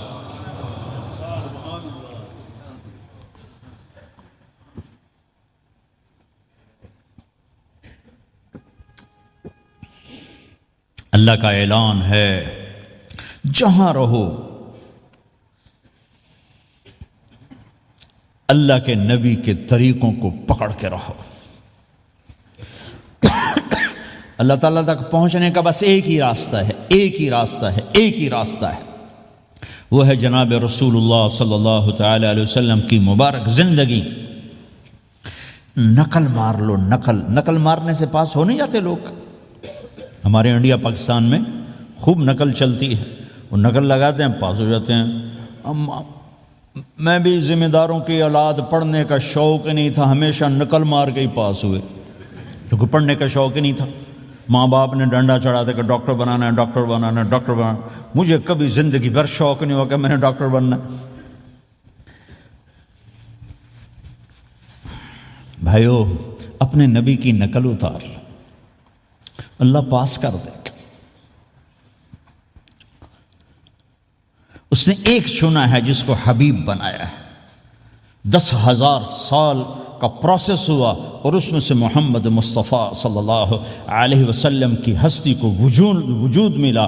آپ کو آنے میں اتنا زمانہ چاہیے تھا کہ اعلیٰ سے اعلیٰ چیز کے بننے میں دیر لگتی ہے، تو کائنات 10,000 سال گھومی اور تب جا کر میرے حبیب مصطفیٰ صلی اللہ تعالی علیہ وسلم کو اللہ تعالیٰ نے وجود بخشا۔ سب سے عالی نسب، سب سے عالی خاندان، سب سے عالی صفات۔ اب اللہ کے خزانوں سے لینے کا راستہ پاؤنڈ نہیں، ڈالر نہیں ہے، تجارت نہیں ہے۔ اللہ سے لینے کا راستہ میرے نبی کا طریقہ ہے، تجارت میں ہو، زراعت میں ہو، جاب میں ہو، کھیتی باڑی میں ہو۔ میرے نبی کا طریقہ ایک مسجد کا ہے، نماز، 5 وقت کی نماز، یہ میرے نبی کی آنکھوں کی ٹھنڈک ہے۔ 5 وقت کی نماز اس امت کی شان پہچان ہے، اور اللہ تعالیٰ نے پہلی امتوں پر اتنی بڑی مشقت ڈالی کہ ان کی نماز مسجد کے علاوہ کہیں نہیں ہوتی تھی، مسجد میں ہی ہوتی تھی۔ ہمارے لیے کتنی آسانی کر دی، جاب میں ہے، مصلی بچھا، نماز پڑھ۔ چلو مصلی بھی کوئی نہیں، زمین دیکھ، اس پر کوئی گندگی تو کوئی نہیں ہے، بس زمین بھی تیرے لیے پاک ہے، چل نماز پڑھ۔ اور آسانی کر دی، پانی کوئی نہیں ہے، کوئی بات نہیں، مٹی میں ہاتھ مار، منہ پہ مل، پھر ایک ہاتھ مار، یوں کر، چل نماز پڑھ، میں تیری قبول کروں گا۔ یہ کسی امت کے ساتھ یہ نہیں ہوا، انہیں وضو ہی کرنا تھا چاہے پانی 50 میل پر موجود ہو۔ اور ہمارے لیے پانی کوئی نہیں ہے، چلو تیمم، مٹی میں ہاتھ ہمارا یوں کیا، پھر ہاتھ ہمارا ایک یوں کیا، ایک یوں کیا، چل بھائی اللہ اکبر، قبول۔ عمار بن یاسر رضی اللہ تعالیٰ عنہ سفر میں تھے، ان کو نہانے کی ضرورت ہو گئی، نائٹ فال ہو گیا، تو انہوں نے سوچا کہ ویسے تو آدمی کو وضو کی ضرورت ہوتی ہے تو خالی منہ پہ ہاتھ مارا اور یوں کونیوں تک، لیکن مجھے تو غسل کی ضرورت ہے، تو خالی اس سے تو کافی نہیں ہوگا۔ تو انہوں نے کپڑے اتارے، اکیلے تھے، ریت کے اوپر کبھی یوں لیٹے، کبھی یوں لیٹے، کبھی یوں لیٹے، 3-4 دفعہ یوں اور یوں رول ہوتے ہوتے پھر انہوں نے نماز پڑھی۔ آئے اللہ کے نبی کی بارگاہ میں، یا رسول اللہ مجھے رات کو نہانے کی ضرورت پڑ گئی، تو میں نے کہا وضو کے لیے تو خالی یہ 2 دفعہ کرنا کافی ہے، تو یہ تو نہانا تھا، تو میں تو ریت میں خوب رول ہوتا رہا۔ میرے نبی نے انما یکفیک ضربتان، ارے سیدھے بندے عمار، اس کے لیے بھی اتنا ہی کافی تھا کہ تو یوں کرتا اور یوں کرتا اور تو پاک ہو جاتا۔ اللہ نے اس نبی کے طفیل، اس محبوب مصطفیٰ صلی اللہ علیہ وسلم کے طفیل، اللہ نے کیا کیا سہولتیں اور آسانیاں ہمیں عطا فرمائیں۔ پھر نماز 4 کی 2 رکعت کر دی کہ بھئی تم مسافر ہو 2 پڑھو، روزے میں سفر میں روزہ معاف کر دیا، بعد میں رکھ لینا، بعد میں رکھ لینا، قضا کرنے کو حکم، بالکل چھوڑنے کا نہیں۔ اور کہا کہ بھائی مریض ہو چھوڑ دو، مسافر ہو چھوڑ دو، اور نماز 2 رکعت کر دو، سنتیں چھوڑ دو۔ ابن عمر رضی اللہ تعالیٰ عنہ بیٹھے تھے تو انہوں نے 2 رکعت پڑھ کے بیٹھ گئے، تو ان کے خادم نے کہا سنتیں نفل نہیں پڑھو گے؟ کہا اگر پڑھنا تو 4 فرض پڑھتا میں، میرے اللہ نے معافی دے دی تو میں کیوں پڑھوں؟ میرے نبی نے سفر میں سنتیں نہیں پڑھی کبھی، اپنی امت کو سہولت دینے، فجر کی سنتیں 2 پڑھتے تھے، اس کے علاوہ سنتیں نہیں پڑھی تاکہ میری امت کو سہولت ہو، آسانی ہو۔ ایک دفعہ بارش ہو رہی تھی اور کوئی جگہ نہیں تھی نماز پڑھنے کے لیے، تو آپ نے اپنی اونٹنی کو آگے کیا اور اس پر بیٹھ گئے، بیٹھے ہی تھے، پیچھے صحابہ نے اونٹنیوں پر ہی صفیں بنائیں، اور یہ نماز اونٹنی پہ بیٹھ کر ادا کی گئی۔ بارش کے اندر نماز اونٹنی کے اوپر نماز بھی ہو گئی، رکوع بھی ہو گیا، سجدہ بھی ہو گیا، سلام بھی ہو گیا۔ پہلی امتوں کے لیے نہیں تھا، سجدہ ہی کرنا پڑے گا۔ یہ اللہ کے محبوب مصطفیٰ صلی اللہ تعالی علیہ وسلم کی طفیل، میرے اللہ نے ہم پہ فضل و احسان کیا، تو میرے نبی کی زندگی میں عبادات میں نماز سب سے اعلیٰ نظر آتی ہے، سب سے نمایاں نظر آتی ہے۔ اور پھر بازار میں، گھر میں، دفتر میں، ماحول میں میرے نبی کے اخلاق، یہ زندگی کا دوسرا روشن پہلو ہے۔ میرے نبی کی ساری زندگی 2 لفظوں میں آتی ہے، عبادت اخلاق، عبادت اخلاق، یا 2 اور لفظ، حقوق اللہ، حقوق العباد، حقوق اللہ، حقوق العباد۔ حقوق اللہ میں نماز سب سے اعلیٰ، اور حقوق العباد میں لوگوں کی برداشت کرنا، لوگوں سے درگزر کرنا، معاف کرنا، جھوٹ سے بچنا، دھوکے سے بچنا۔ میرے نبی سے پوچھا گیا یا رسول اللہ مسلمان کنجوس ہو سکتا ہے؟ ہم نے کہا ہو سکتا ہے۔ یا رسول اللہ مسلمان کمزور ہو سکتا ہے، بزدل ہو سکتا ہے، ڈرپوک ہو سکتا ہے؟ آپ نے کہا ہو سکتا ہے۔ یا رسول اللہ مسلمان جھوٹ بول سکتا ہے؟ آپ نے کہا نہیں، جھوٹ نہیں بول سکتا، جھوٹ نہیں بول سکتا۔ ہے میرے نبی نے فرمایا میرا امتی ہر گناہ کر سکتا ہے پر ایک جھوٹ نہیں بولے گا، ایک دھوکہ نہیں دے گا، لیکن پوری دنیا میں سب سے زیادہ جھوٹ بولنے والا اور دھوکہ دینے والا وہ اس امت کا فرد بن چکا ہے۔ سب سے زیادہ دھوکہ دینے والے ہم بن گئے، سب سے زیادہ جھوٹ بولنے والے ہم بن گئے۔ اور میرے نبی نے فرمایا تھا کہ مسلمان جھوٹ نہیں بولتا، دھوکہ نہیں دیتا، ہر گناہ کر سکتا ہے، جھوٹ نہیں بولے گا، دھوکہ نہیں دے گا۔ یہ میرے نبی کی زندگی کا دوسرا پہلو ہے کہ سچائی پہ جمو۔ چند پیسے بچانے کے لیے جھوٹ بولنا، ٹیکس بچانے کے لیے جھوٹ بولنا، کتنے پاؤنڈ بچا لو گے؟ ادھر تمہارے سامنے سچ روشن کھڑا ہوا ہے۔ میرے نبی نے کہا الصدق ینجی والکذب یہلک۔ ادھر جھوٹ کھڑا ہے، ادھر جھوٹ کے ساتھ 4 پاؤنڈ بچیں گے، ادھر سچ کے ساتھ اللہ ملے گا، لے لو جو لینا ہے لے لو۔ ہاں، الا لعنت اللہ علی الکاذبین، جھوٹوں پہ اللہ کی لعنت۔ اس لعنت کے ساتھ 400 پاؤنڈ بچا لیے، 4000 بچا لیے، 4 ملین بچا لیے، 4 بلین بچا لیے، 4 ٹریلین بچا لیے، ساری دنیا کو بچا لیا، اور اوپر اللہ کی لعنت پڑی تو اللہ کی قسم گھاٹے کا سودا ہے۔ اور سچے ہو گئے، سچ بولا، یہ میں 100 پاؤنڈ کماتا ہوں، لے لو جو لینا ہے اس میں سے، یہ میں 1000 پاؤنڈ کماتا ہوں، لے لو جو لینا ہے، یہ میں 50,000 پاؤنڈ کماتا ہوں، لے لو جو لینا ہے، کہ مسلمان کی زبان سے جھوٹ نہیں نکلتا، سچ ہی بولتا ہے۔ آپ تشریف لے جا رہے ہیں، ایک آواز ہے یا رسول اللہ، آپ نے یوں دیکھا کوئی نظر نہیں آیا، پھر آواز ہے یا رسول اللہ، تو آپ نے دیکھا کہ ہرنی ڈیئر چھوٹی وہ کھڑی ہوئی رسی میں بندھی، تو آپ نے کہا کیا ہوا؟ کہا جی آپ کا صحابی مجھے پکڑ کے لایا ہے، میرے چھوٹے چھوٹے بچے بھوک سے رو رہے ہوں گے، آپ مجھے چھوڑ دیں، میں بچوں کو دودھ پلا کے واپس آ جاتا، مجھے پتا ہے میرے اللہ کی تقدیر میرے بارے میں کیا ہے۔ تو آپ نے کہا اگر تو واپس نہ آئی تو پھر؟ تو اس نے کہا مجھے اللہ جہنم میں ڈال دے۔ آپ نے اس کی رسی کھول دی، خود وہیں بیٹھ گئے، اس نے دوڑ لگائی اور پہاڑوں میں گم ہو گیا۔ تھوڑی دیر کے بعد وہ دوڑتی ہوئی آئی اور آ کے سر یا رسول اللہ میں حاضر ہو گیا، تو آپ نے اس کو باندھ کے وہیں آپ بیٹھ گئے نہیں۔ دیر کے بعد وہ صحابی آئے جنہوں نے اس کو شکار کیا تھا، پکڑا تھا، تو کہنے لگے ان کا یا رسول اللہ آپ یہاں کیسے؟ کہ میں ایک درخواست لے کر آیا ہوں۔ کہ کیا؟ کہ یہ ہرنی مجھے ہدیہ کر دو۔ کہ یا رسول اللہ سب کچھ آپ کا ہے، کہ نہیں بس یہ ہدیہ کر دو۔ یا رسول اللہ حاضر۔ تو آپ نے اس کو لے کر رسی اس کی گردن سے نکالی کہ جاؤ بچی اپنے بچوں کے پاس جا کے خوشی منا، سچ نجات دیتا ہے اور جھوٹ ہلاک کرتا ہے۔ ایک ہرنی جان کی بازی کھیل گئی سچ بولنے کے لیے، تم چند پونڈوں پہ جھوٹ بولتے ہو، ایمان کو برباد کر کے رکھ دیتے ہو۔ مسلمان جھوٹ نہیں بولتا، مسلمان دھوکہ نہیں دیتا، مسلمان کی زبان سے سخت بول نہیں نکلتا، کسی کو بے عزت نہیں کرتا، کسی کو کی بے اکرامی نہیں کرتا، کسی کا دل نہیں توڑتا، کسی کو ذلیل نہیں کرتا، خود سہتا ہے، اوروں کو خوشیاں دیتا ہے، خود دکھ سہتا ہے، اوروں کو راحت دیتا ہے، خود تکلیف سہتا ہے۔ یہ میرے نبی کے اخلاق ہیں، یہ میرے نبی کی زندگی ہے، اور یہ اسلام کا سب سے بڑا چیپٹر ہے اور سب سے مشکل چیپٹر ہے۔ جب میرے نبی نے لمبی نمازیں پڑھی تو اللہ نے روک دیا کہ میرے حبیب ما انزلنا علیک القرآن لتشقی، اتنی لمبی نماز نہ پڑھ کے تو تھک جائے۔ میرے نبی نے تبلیغ میں زور دکھایا تو اللہ نے روک دیا، فلتذهب نفسک علیہم حسرات، میرے نبی اتنا غم نہ کر کے آپ خود ہی آہیں بھرتے بھرتے آپ مر جائیں۔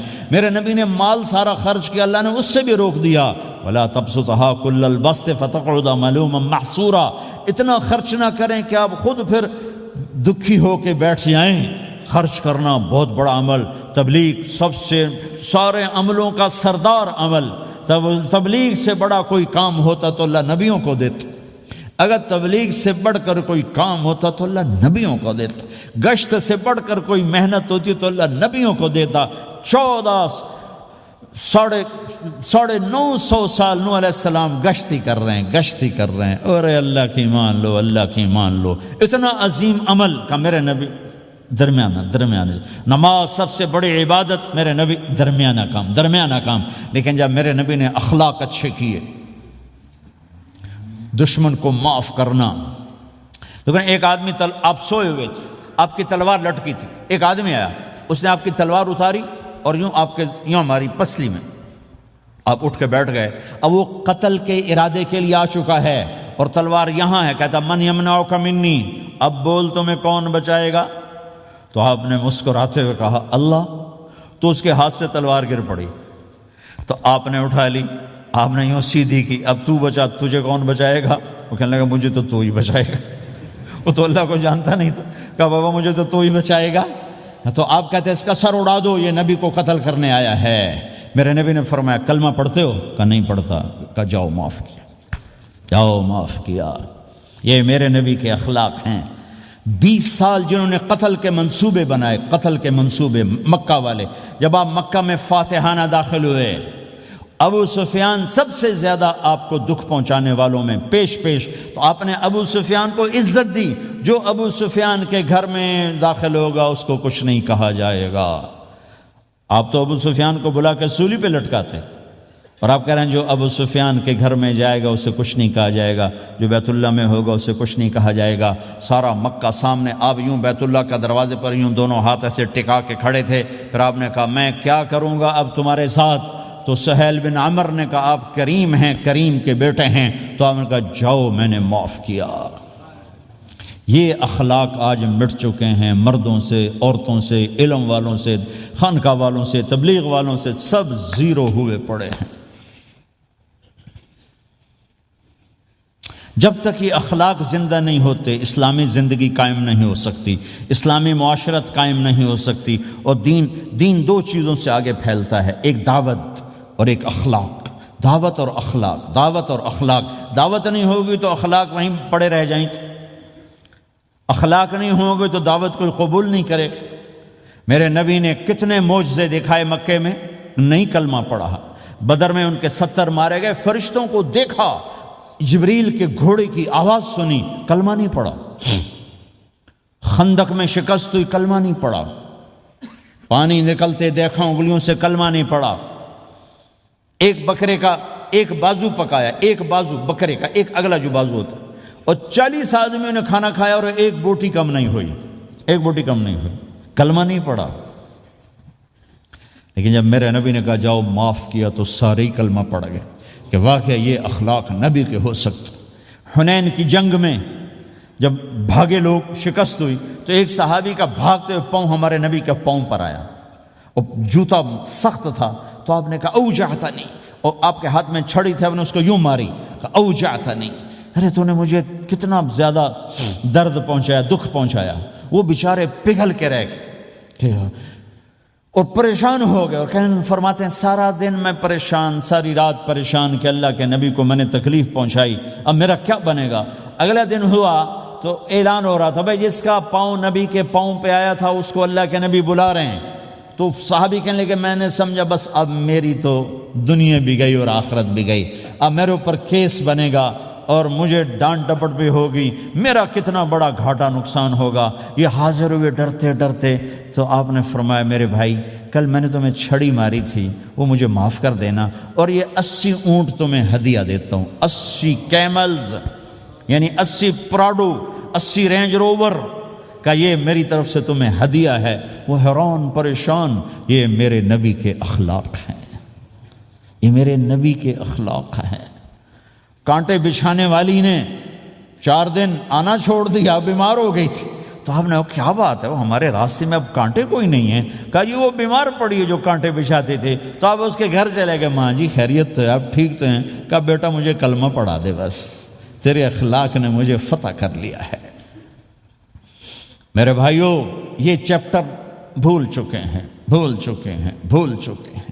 جب تک یہ چیپٹر زندہ نہیں ہوگا زندگی اسلامی نہیں بنے گی، معاشرہ اسلامی نہیں بنے گا، اور آگے قوموں کے لیے اسلام کا دروازہ نہیں کھلے گا۔ ہمیں معاف کرنا آتا ہو، ہمیں گالی دینے والے کو دعا دینا آتا ہو، غیبت کرنے والے کی تعریف آتی ہو، اور غیبت کرنے سے، غیبت سننے سے اپنے آپ کو ایسے بچاؤ جیسے زہر سے بچاتے ہو، اسے آگ سے بچاتے ہو۔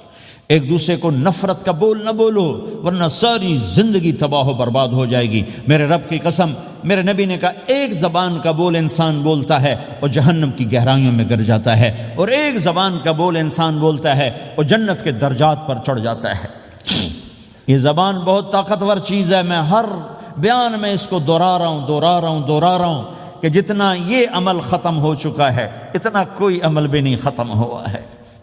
میرے نبی نے فرمایا معاذ تمہیں سارے دین کا خلاصہ بتاؤں؟ معاذ الا انبئک بملاک ھذا کلہ، میں تمہیں پورے دین کا خلاصہ بتاؤں؟ کون معاذ؟ کون معاذ جس کے ہاتھ میں علماء کا جھنڈا ہوگا؟ کون معاذ؟ میں ابھی مئی میں ان کے اردن اجتماع میں گیا، آگے ان کے اربد میں گئے، آگے وہاں ان کا مقبرہ ہے 18 کلومیٹر۔ میں گیا کمرے میں داخل ہوا تو سارا کمرہ خوشبو سے مہک رہا تھا، اور مجھے ایک شخص نے بتایا یہ خوشبو 24 گھنٹے یہاں آتی رہتی ہے۔ جن کو 18 ہجری میں انتقال ہوا، 1417 سال ہو گئے مرے ہوئے، اور قبر سے خوشبو آ رہی، خوشبو آ رہی، خوشبو آ رہی۔ اس آدمی کو سمجھایا کیسے اور بتایا کیا؟ معاذ تمہیں سارے دین کا خلاصہ بتاؤں؟ کہا جی بتائیں۔ تو آپ نے یوں کیا، اپنی زبان نکالی اور اس کو پکڑا انگلی سے، پھر کہا کف ھذا، معاذ اس زبان پہ قابو پا جا، یہ پورا دین ہے۔ یہ زبان آج کھل گئی ہے، کھل گئی ہے۔ حضرت لقمان علیہ السلام کا فرمان ہے، بیٹا میں چپ رہنے پہ کبھی نہیں پچھتایا، میں ہمیشہ اپنے بول پہ پچھتایا ہوں۔ حضرت معاذ نے کہا، یا رسول اللہ زبان کے بول پہ پکڑ ہوگی؟ کہ تیرا بھلا ہو جائے معاذ، سب سے زیادہ جہنم میں دھکا دینے والی زبان ہوگی۔ اور ایک صحابی ہیں ابو دجانہ۔ کون ابو دجانہ؟ السابقون الاولون من المہاجرین والانصار، اس میں پہلی صف کے صحابہ۔ کون ابو دجانہ؟ جب آپ حج پر گئے تو اپنی جگہ مدینے کا امیر ابو دجانہ کو بنایا۔ ابو دجانہ حج میں شریک نہیں ہوئے کہ آپ نے اپنی جگہ ان کو اپنا نائب بنا کے وہاں کھڑا فرمایا، ابو دجانہ میری جگہ پر مدینے کا امیر ہے۔ یہ وہ ابو دجانہ ہیں۔ کون ابو دجانہ؟ جو جنگ بدر سے لے کر آخری حج تک ہر سفر میں شریک ہیں، ہر سفر میں شریک ہیں۔ ان کی ایک بات میں بتانا چاہتا ہوں، پہلے تھوڑی سی ان کی ہسٹری بتانا چاہتا ہوں۔ کون ابو دجانہ؟ احد کی جنگ میں آپ نے تلوار اٹھائی، کہ اس تلوار کو کون لے گا؟ کئی صحابہ کھڑے ہو گئے۔ آپ نے کہا اس تلوار کا حق کون ادا کرے گا؟ سارے بیٹھ گئے، 3 آدمی کھڑے رہے، ایک زبیر بن عوام، ایک عمر بن خطاب، ایک ابو دجانہ۔ ان کا نام ہے سماک بن خرشنہ، سماک بن خرشنہ ان کا نام ابو دجانہ سے مشہور ہے۔ تو آپ نے تلوار نہ عمر کو دی، نہ زبیر کو دی، ابو دجانہ کو دی تھی۔ تو عمر رضی اللہ عنہ نے تو محسوس نہیں کیا، حضرت زبیر نے محسوس کیا کہ اس کو کیوں دی، مجھے کیوں نہیں دی؟ میں مہاجرین میں سے ہوں، میں پھوپھی کا بیٹا ہوں، میں اس سے دلیری میں کم نہیں ہوں۔ بلکہ حضرت زبیر کی دلیری کی تو دھاک تھی، جدھر سلوار چلتی تھی کاٹتی چلی جاتی تھی، کہنے لگا میں دیکھوں گا یہ کیا کرتا ہے۔ تو ابو دجانہ کے پیچھے پیچھے زبیر ہو لیے۔ تو ابو دجانہ نے جو حملہ کیا تو 3000 کا لشکر تھا، اس کو چیر کے پار نکل کے، پورے لشکر کو کاٹ کے پار نکل کے۔ اور آگے عورتیں کھڑی تھیں جو مکے کے لشکر کو تیار کر رہی تھیں، نحن بنات طارقی نمشی علی النمارق مشی القتل بوارقی المسک فی المخالقی المسک فی المفارقی والدر فی المخالقی ان تقبلوا نعانقی وتدبروا نفارقی فراق غیر وامقی۔ یہ گانا گا رہی تھیں اور ان کو تیار کر رہی تھیں۔ تو جب ابو دجانہ کی تلوار نظر آئی تو سب بھاگیں، ہندا پکڑی گئی۔ تو آپ نے یوں اپنی تلوار ہندا کے سر پر رکھی، انہوں نے چیخ ماری، تلوار ہٹا لی۔ تو زبیر پیچھے پیچھے کہ کیا کیا ہے؟ جنگ میں اگر کوئی عورت حصہ لے اسے مارنا جائز ہے، ویسے جائز نہیں ہے، عورت کو، بچے کو، بوڑھے کو ہاتھ لگانا جائز نہیں ہے۔ تو انہوں نے کہا تلوار کیوں نہیں چلائی؟ کہا میرے محبوب کی تلوار ہے، عورت کے خون سے رنگین کر کے اس کی شان نہیں گھٹانا چاہتا، یہ میرے نبی کی تلوار۔ پھر واپس ہوئے، پھر اٹیک کیا اور پھر مجمع کو چیر دیا۔ سامنے ایک آدمی آ رہا تھا ہاتھی کی طرح، اتنا لمبا موٹا تازہ۔ تو زبیر کہنے لگے میرے جی میں آیا کبھی اس کی ٹکر ہونا، پھر میں دیکھوں ابو دجانہ کیا چیز ہے۔ تو اللہ کا کرنا ایسا ہوا، ابو دجانہ دونوں آمنے سامنے ہو گئے۔ تو وہ ایسے شاہ سوار تھے کہ دونوں طرف کے لشکر ذرا تھم گئے اور وہ دونوں بھڑ گئے۔ ابو دجانہ کے اپنے جوہر، اس پہلوان کے اپنے جوہر، غبار اٹھا، مٹی اٹھی، اور اس کی اپنی طاقت، ان کی اپنی طاقت، انہوں نے ابو دجانہ کو اس نے زخمی کر دیا۔ ابو دجانہ نے جو جوش میں آ کے ماری تلوار، اس کو لگی یہاں، تو اتنی طاقت سے لگی کہ اس کے نیچے اتر کر 2 ٹکڑوں میں تقسیم کر دی۔ یوں ماری تو ایک حصہ ادھر، ایک حصہ، پھر یوں دیکھا اور اپنے چہرے سے لوہی کی ٹوپی اتاری، کما ترا انا ابو دجانہ، کیا دیکھ رہے ہو؟ میں ہوں ابو دجانہ، تلوار صحیح لی ہے میں نے، غلط نہیں لی۔ یہ ابو دجانہ ہیں۔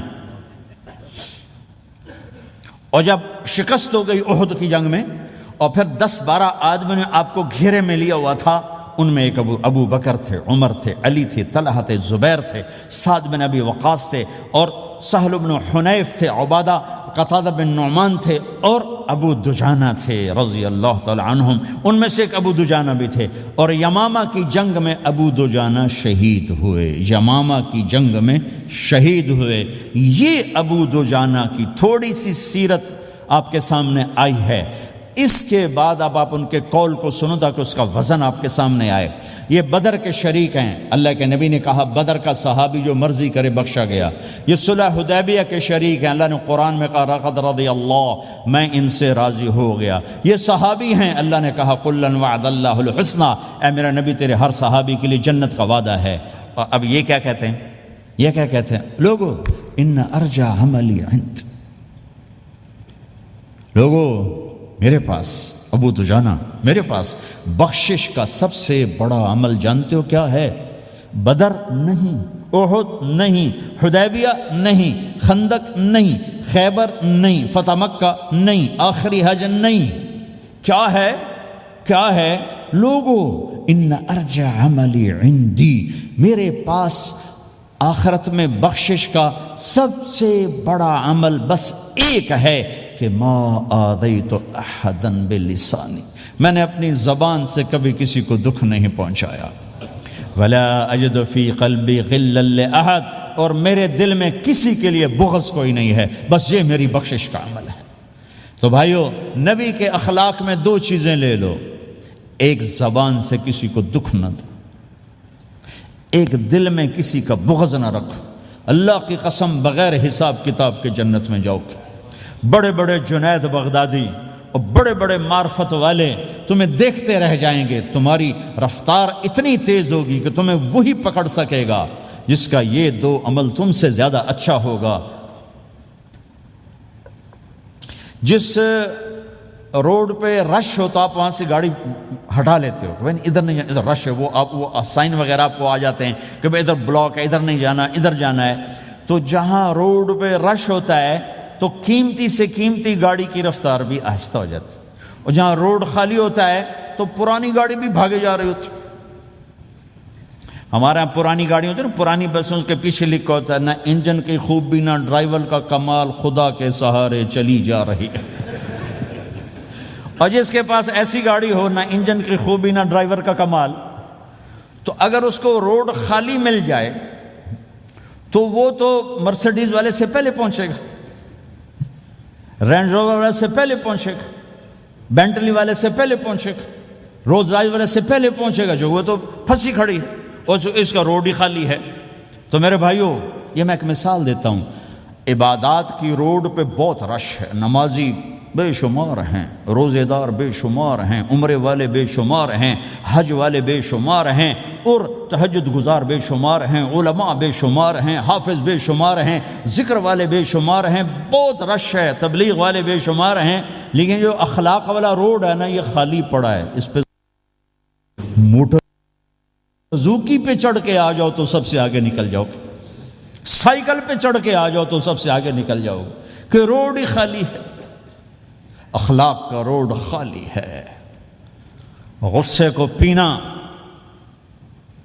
دکھ دینے والے کے سامنے، درد دینے والے کو خوشیاں دینا، گالی دینے والے کو دعا دینا، کرو تو صحیح۔ میرے رب کی قسم، اس میں وہ لذت ہے، وہ لذت ہے کہ ساری دنیا کی لذتیں تمہیں بھول جائیں گی اگر یہ لذت تمہیں مل گئی۔ پی جا ایام کی تلخی کو بھی ہنس کے ناصر، غم کے سہنے میں بھی قدرت نے مزہ رکھا ہے۔ اپنے لہو کے گھونٹ پی، زخم پہ زخم کھا کے جی، آہ نہ کر لبوں کو سی، عشق ہے دل لگی نہیں، سینے پہ تیر کھائے جا، آگے قدم بڑھائے جا، یعنی زبان حال سے کہہ دے کہ ہاں ستائے جا۔ آج اخلاق کوئی نہیں ہے، میں تو روتا پھرتا ہوں۔ تبلیغ میں نکلو نکلو نکلو، خانقاہوں میں ذکر ذکر ذکر، اور مدرسوں میں فقہ فقہ فقہ۔ کوئی تو اس سبق کو بھی، یا اور بھی دکھ ہیں زمانے میں محبت کے سوا، راحتیں اور بھی ہیں وصل کی راحت کے سوا۔ جس دن امت کے اخلاق زندہ ہوئے، آپ اسلام کی بہار دیکھو گے۔ اگر اپنے گھر میں خوشیاں لانا چاہتے ہو تو اللہ کی قسم بڑے گھر سے نہیں آئے گی، کوئی 5 لاکھ پاؤنڈ کی گاڑی سے خوشی نہیں آئے گی، کوئی بہت بڑا عالی شان بنگلہ بنانے سے خوشی نہیں آئے گی، تمہارے اخلاق سے گھر میں خوشی آئے گی۔ اگر بیوی کا سلوک تمہارے ساتھ اچھا ہے، تمہارا سلوک بیوی کے ساتھ اچھا ہے، اس گھر میں خوشی ہے۔ بیوی کا بول بدتمیز ہو تو خامند کی زندگی برباد، خامند کا بول بدتمیز ہو تو بیوی کی زندگی برباد۔ اولاد بد اخلاق ہو تو ماں باپ کی زندگی برباد، ماں باپ میں سختی ہو تو اولاد کی زندگی برباد، بھائی بھائی میں بول میں سختی ہو تو بھائی کی زندگی برباد، بہن بھائیوں میں سختی ہو تو بہن بھائی کی زندگی برباد، نیبر کے ساتھ سختی ہو تو نیبر کی زندگی برباد۔ میرے نبی نے فرمایا ما آمن بی من بات شبعان و جارہ جائع، وہ میرے اوپر ایمان لایا ہی نہیں جو خود پیٹ بھر کے کھائے اور پڑوسی بھوکا ہو۔ واللہ لا یؤمن، واللہ لا یؤمن، واللہ لا یؤمن، 3 دفعہ اللہ کی قسم ایمان والا نہیں، اللہ کی قسم ایمان والا نہیں، اللہ کی قسم ایمان والا نہیں۔ کون یا رسول اللہ؟ الذی لا یأمن جارہ بوائقہ، جو پڑوسیوں کو تنگ کرے وہ ایمان والا نہیں ہے۔ میرے بھائیوں یہ چیپٹر مٹ چکا ہے، کہیں نہیں دیکھنے کو ملتا ہے۔ ایسا نہیں کہ دنیا خالی ہو گئی ہے، لیکن 1 کروڑ میں 1 ملا تو کیا ملا، 1 کروڑ میں بھی 1 نہیں ملتا۔ میں بڑے لمبے سفر کر کر کے اس نتیجے پر پہنچا ہوں کہ 1 کروڑ مسلمان اکٹھے کروں، اس میں لاکھوں تہجد گزار ہوں گے، لاکھوں 5 وقت کے نمازی ہوں گے، اس میں لاکھوں عمرے حج کرنے والے ہوں گے، اس میں لاکھوں علماء حفاظ ہوں گے، لیکن شاید اخلاق والا ایک بھی نہ، ایک بھی نہ۔ اپنی زندگی کو اگر سکھ دینا ہے، چیزوں کے پیچھے نہ دوڑو، اخلاق بناؤ۔ مقدر کی چیزیں ملیں گی، کمائیوں میں حلال لاؤ، حرام سے بچو، سچ پہ آؤ، جھوٹ سے بچو، دھوکہ نہ دو کسی کو، ورنہ زندگی ویران ہو جائے گی۔ ٹیکس بچانے کے لیے جھوٹ نہ بولو، ورنہ دل کالا ہو جائے گا۔ جھوٹ پیسے کی خاطر، لعنت ہے اس دولت پر، لعنت ہے اس ملک پر۔ ہے کیا مثالیں اس امت نے قائم کی ہیں، اچھوں سے برے، بروں سے اچھے ہمیشہ پیدا ہوتے چلے آئے۔ یزید فاسق، فاجر، ظالم، 3 بر اعظم کی حکومت چھوڑ کے مر رہا ہے، 34 سال کی عمر، اور بعض آتا ہے 38 سال کی عمر، 40 سال کو نہیں پہنچا، 40 سال سے پہلے مر گیا۔ اس کا بیٹا معاویہ بن یزید رضی اللہ تعالیٰ عنہ، 3 بر اعظم کی حکومت، 3 بر اعظم کی حکومت، 40 دن حکومت کی، 40 دن، پھر اپنے سارے خاندان کو اکٹھا کیا اور کہا دیکھو لوگو، جس حکومت کے نیچے حسین کا خون گرا ہو، میں اس حکومت پہ لعنت بھیجتا ہوں۔ یہ ہے تمہاری حکومت، جس کو مرضی دے دو، مجھے نہیں چاہیے۔ 3 بر اعظم کی حکومت چھوڑ دی، صرف 22 سال کی عمر میں، 22 سال کی بھرپور جوانی کی عمر میں حکومت کو لات مار دی۔ میں چند پاؤنڈ کے لیے سچ کو لات مار دوں، میں چند پاؤنڈ کے لیے انسانوں کو دھوکہ دوں؟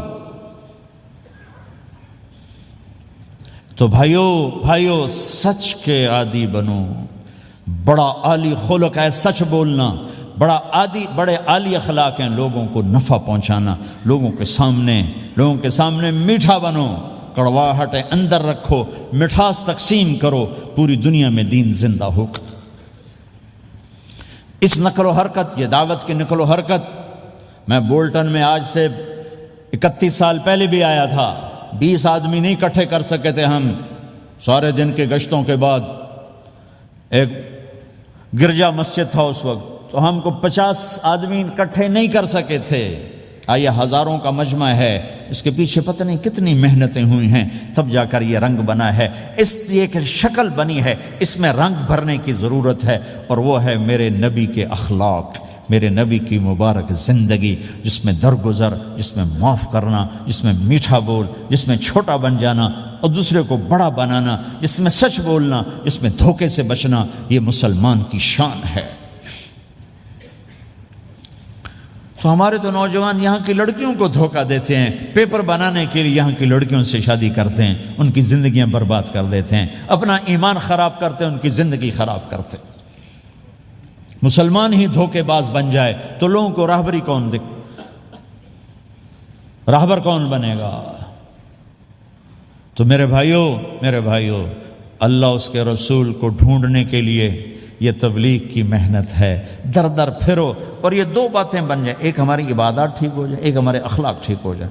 اس کو لے کر جب ہم پھریں گے تو اللہ کے فضل سے ایک لہر چلے گی جو دنیا کے ہر آخری کونے تک پہنچے گی، ہر گھر کو اللہ تعالیٰ توحید کے نور سے روشن کر دے گا۔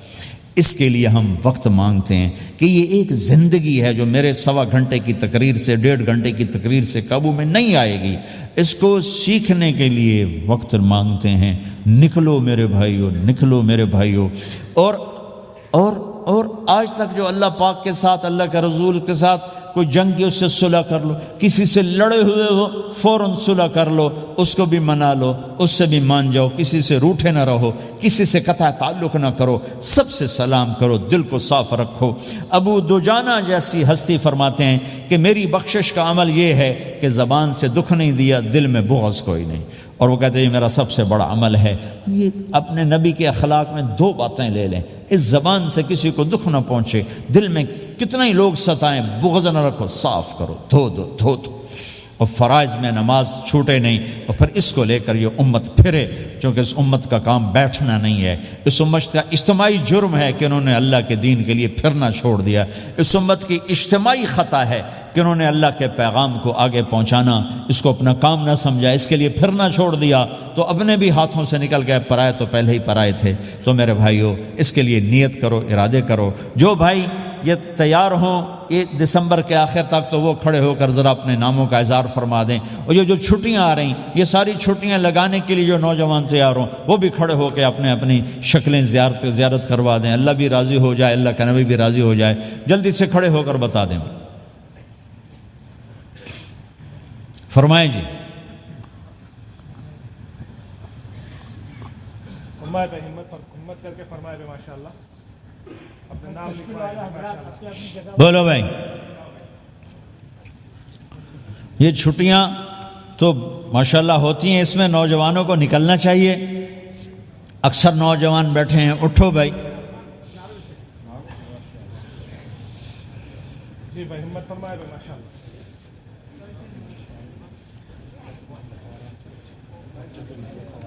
جلدی فرمائے بھائی، جلدی فرمائے۔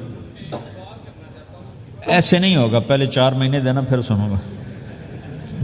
بیٹھ جاؤ، یہاں سوال نہیں کیا جاتا بھائی۔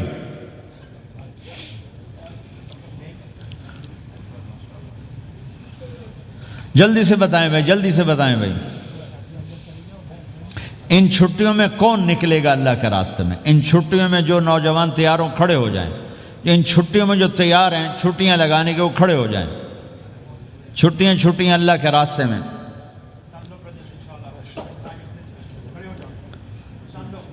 ہاں بھائی، فرمائیں جی، فرمائیں جی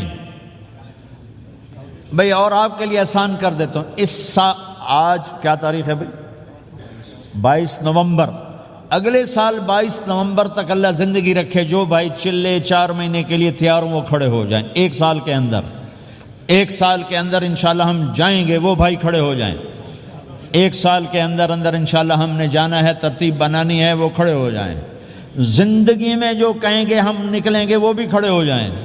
چلو سارے بیریئر ہٹا دیتا ہوں، لو بھائی سب کی تشکیل ہو، بیٹھ جاؤ بھائی، ماشاءاللہ بیٹھ جاؤ بھائی، بیٹھ جاؤ بھائی، بیٹھ جاؤ بھائی۔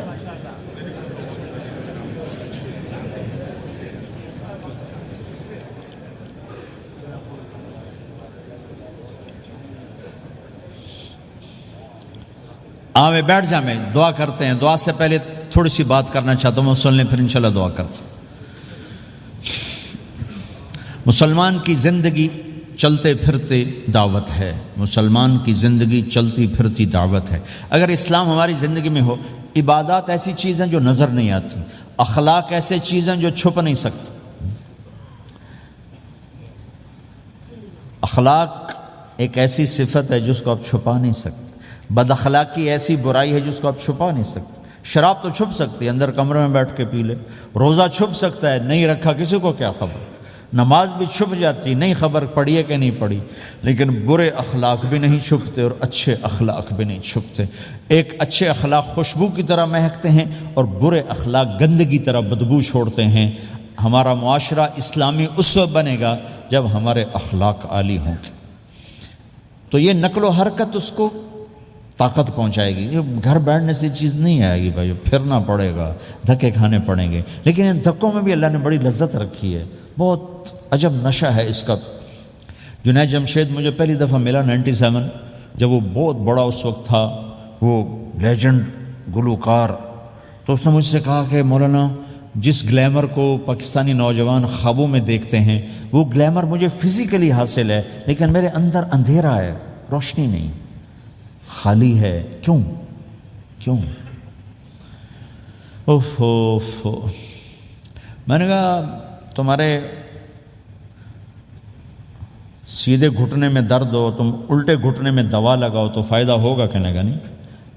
میں نے کہا اندھیرا تمہاری روح میں ہے اور تم روشن کر رہے ہو جسم کو, کبھی میوزک سے, کبھی کسی چیز سے, کبھی کسی چیز سے. تو عورت, شراب, میوزک, ان کا روح میں کوئی واسطہ ہی نہیں, یہ روح تک جاتی نہیں.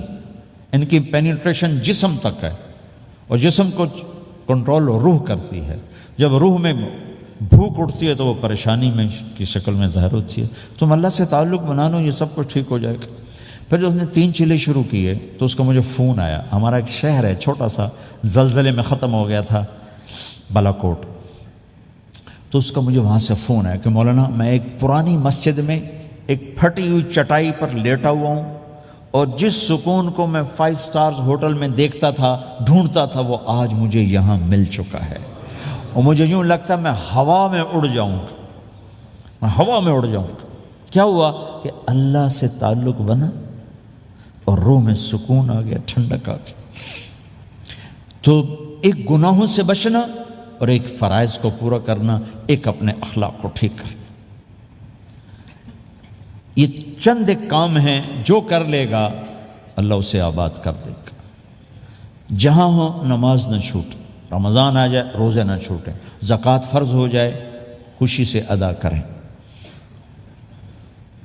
اپنی کمائیوں کو حلال پہ لائیں, غلط کاغذات سے, غلط پیپر سے, غلط ہیرا پھیری سے پیسہ نہ بنائیں. یہ پیسہ تباہی کے سوا کچھ نہیں لاتا.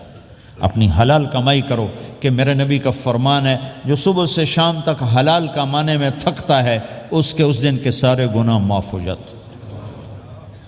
سعد بن معاذ بیٹھے تھے, ان کے ہاتھوں پر اللہ کے نبی کی نظر پڑی تو ہاتھ بڑے سخت تھے. تو آپ نے کہا سعد تیرے ہاتھ اتنے سخت کیوں ہیں؟ کہا جی میں اپنے باغ میں خود کام کرتا ہوں, اس سے یہ سخت ہو گئے. تو آپ نے سعد کا ہاتھ پکڑا اور ایسے چوما اور کہا اپنے بچوں کو حلال کھلانے میں بچوں کو حلال کھلانے میں جو ہاتھ ایسا ہو جائے گا اس پہ جہنم کی آگ حرام ہو جائے گی. کہ بھائیو حلال, جھوٹ نہ داخل کرو. چاہے کتنے بڑے مفتی فتویٰ دیں کہ ٹیکس بچانے کے لیے جھوٹ بولنا جائز ہے, میں کہتا ہوں نہیں, سچ. 2 سودے ہیں, ایک طرف چند 100 پاؤنڈ ہیں, ایک طرف سچ ہے. جس کو لینا ہے لے لو. سچ کو لوگے تو اللہ کے قدموں میں چلے جاؤ گے, اللہ کے حبیب کی چھاؤں میں چلے جاؤ گے, اللہ کی چھاؤں میں چلے جاؤ گے. جھوٹ, ہاں صرف جھوٹ بولنا جائز ہے. 2 بھائی لڑ پڑے, ان میں صلح کرانے کے لیے جھوٹ بولنا جائز. میاں بیوی لڑ پڑیں تو بیوی کو منانے کے لیے خاوند جھوٹ بول سکتا ہے, خاوند کو منانے کے لیے بیوی جھوٹ بول سکتی. اس کے علاوہ جھوٹ نہیں ہے. سچ کے ساتھی بنو. اللہ کی قسم وہاں سے رزق آئے گا جہاں سے وہم و گمان بھی نہیں. پھر آپ اس حکومت کو دھوکہ دیتے ہو جو آپ کی ہمدرد. ہماری حکومتیں تو خود بھی چور ہیں تو ان کو چور پڑے ہوئے, چوروں کو چور پڑے ہوئے. تمہاری حکومتیں تو چور نہیں ہیں, تو تم پہ خرچ کرتے ہیں. ان سے بینیفٹ لینا ہو تو پیچھے ہو, ان کو ٹیکس دینا ہو تو کہا تو کدھر لکھا ہے شریعت میں ٹیکس دینا جائز ہے؟ کیا لکھا ہوا ہے؟ آگے مفتی بھی بیٹھے ہوئے فتوے دینے کے لیے. جب ان سے نفع اٹھاتے ہو تو ان کو نفع پہنچاؤ, ان سے سہولتیں لیتے ہو ان کو سہولت پہنچاؤ. یہ تمہارے خرچ کرنے میں دیانتدار ہیں, ان کے ساتھ بددیانتی نہ کرو. مسلمان ہو اور دھوکہ, یہ 2 چیزیں جوڑ نہیں سکتی. اپنی عیاشی تھوڑی کم کر دو تو اللہ اس میں برکت دے گا. آپس میں کبھی اونچ نیچ ہو جائے فوراً صلح کرو, لڑائی پہ باقی نہ رہو کہ جی ہم نے بات نہیں کرنی, ہمارا سلام دعا ختم. ایسا کبھی نہ کرو. اونچ نیچ ہوتی ہے لیکن فوراً صلح کرو. ماں باپ میاں بیوی کٹھے رہتے ہیں تو ہمارا سسرالی معاشرہ بہت سخت قسم کا ہے. ماں باپ اتنی مداخلت کرتے ہیں بچے میں کہ ان کی زندگی تباہ کر دیتے. ساس سسر بہو پہ اتنا حق جتلاتے ہیں کہ خاوند کا بھی اتنا حق نہیں رہ جاتا، اس سے زندگی ٹوٹ جاتی. اگر سسر ہو بہو کو عزت دو، ساس ہے بہو کو عزت دے، بہو ہے ساس سسر کو عزت دے. لیکن اللہ کی قسم ساس اور سسر کا بہو پہ کوئی شرعی حق کوئی نہیں. میرے بچے کی شادی ہوئی، میں نے اپنی بیوی سے کہا بات سنو، ہم کسی کی بیٹی کو لے کے آ رہے ہیں، اگر ماں بن کے دکھاؤ گی تو میں یہاں اس کو لاؤں گا، اور اگر ماں بن کے نہیں دکھانا تو میں اس کو الگ گھر دیتا ہوں، تاکہ ہم اس کی زندگی میں دخل انداز نہ ہوں، ہم ان کی زندگی کو خراب نہ کریں. اگر کسی کے پاس الگ گھر دینے کی وسعت نہیں ہے تو وہ خود تو الگ ہو سکتا ہے کہ نہیں ہو سکتا؟ ایک ہی گھر میں رہتے ہیں، الگ گھر کی وسعت نہیں، تو دونوں باہر نکل جاؤ، بچوں کی زندگی سے باہر نکل جاؤ، اپنا ان پر حاوی نہ کرو، ورنہ آپ خود بھی برباد ہو جاؤ گے، ان کو بھی برباد کر دو. کتنی طلاقوں کے پیچھے ساس اور سسر ہیں، کتنی طلاقوں کے پیچھے میاں بیوی کی آپس کی بدتمیزی ہے کہ اس ماحول میں برداشت کرنے کا رواج ہی ختم ہو گیا. برداشت نہیں کرنا، بڑا نقصان سہنا ہے، چھوٹا نہیں سہنا. ڈائمنڈ کیسے بنتا ہے؟ ڈائمنڈ کاربن ہے. وہ ڈائمنڈ کیسے بنتا ہے؟ وہ پریشر کو برداشت کرتا، اللہ چمکا کے اسے ڈائمنڈ بنوا دیتا. تو نوجوانوں کے ذمے ہے کہ اپنی بیوی کو پروٹیکشن دیں ماں باپ سے. ماں باپ زیادتی کریں سامنے آ جائیں، ہاتھ جوڑیں، پاؤں پکڑیں، بدتمیز نہ ہوں کہ ابا جی میں آپ کا حکم، اب مجھے اس کا کیا کرنا ہے، اماں جی اب مجھے فرمائیں میں کیا کرنا ہے، میرے ذمے ہے، اس کے ذمے نہیں ہے. بیوی زیادتی کرنے لگے تو اس کے سامنے ہو جاؤ، دیکھو بیگم یہ تیرا میرا رشتہ ٹوٹ سکتا ہے، ماں باپ کا رشتہ ٹوٹ نہیں سکتا ہے. ماں باپ کا وہ رشتہ ہے جسے توڑا نہیں جا سکتا. نکاح تو ایک بول پہ ٹوٹ جاتا ہے. میں تیری ہر ضرورت پوری کروں گا لیکن تو میرے ماں باپ کے لیے تکلیف کا باعث نہ بن. یہ مرد کی ذمہ داری ہے. ہم یہ معاشرہ بھلا چکے ہیں. ہمارے پڑوسی ذمہ دار تھے، ان کے بچے کے نکاح میں گیا تو وہ مجھ سے کہنے لگے مولانا میری بیگم نے مجھ سے کہا کہ دیکھو ہم زندگی گزار چکے ہیں، اب یہ بچے زندگی شروع کرنے لگے ہیں، تو پہلے میرے بیٹے کے لیے الگ گھر بنا اور اس کی بیوی کی ڈولی کو وہاں لے کے آ، میرے گھر میں نہ لانا کہ ایسا نہ ہو ہم میاں بیوی بچوں کی زندگی خراب کر دیں. تو پہلے میں نے بیٹے کا گھر بنایا ہے، اب اس کی شادی کر رہا ہوں، اس کی بیوی کی ڈولی وہاں اترے گی، میرے گھر میں نہیں اترے گی کہ ہم دونوں میاں بیوی کہیں ان کو خراب نہ کر بیٹھے. تو ہر آدمی کے پاس تو اتنے وسائل نہیں ہیں کہ وہ الگ گھر دے، لیکن یہ وسائل تو سب کے پاس ہیں کہ ان کی زندگی سے نکل جائے. ہاں ان میں کوئی کھٹ پٹ ہو جائے تو صلح کرانے آئیں، لیکن ہوتا کیا ہے کہ لڑکے کے ماں باپ اپنے بیٹے کے حمایتی ہوتے ہیں، لڑکی کے ماں باپ اپنی بیٹی کے حمایتی ہوتے ہیں اور آپس میں جنگ شروع ہو جاتی.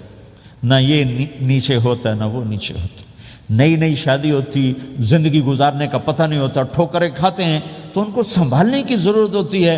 لیکن ہوتا کیا ہے کہ ماں باپ اپنے بیٹے کے کان میں نہ بیوی کی شکایتیں لگاتے رہے، یہ کرتی ہے، یہ کرتی ہے، یہ کرتی ہے، اور وہ بچی کو اس کے ماں باپ کہتے رہے یہ کرتے ہیں، یہ کرتے ہیں، یہ کرتے ہیں. زبان پر ٹیپ لگا لو تو آپ کی زندگی روشن ہو جائے گی، آپ کا جیون خوبصورت ہو جائے گا.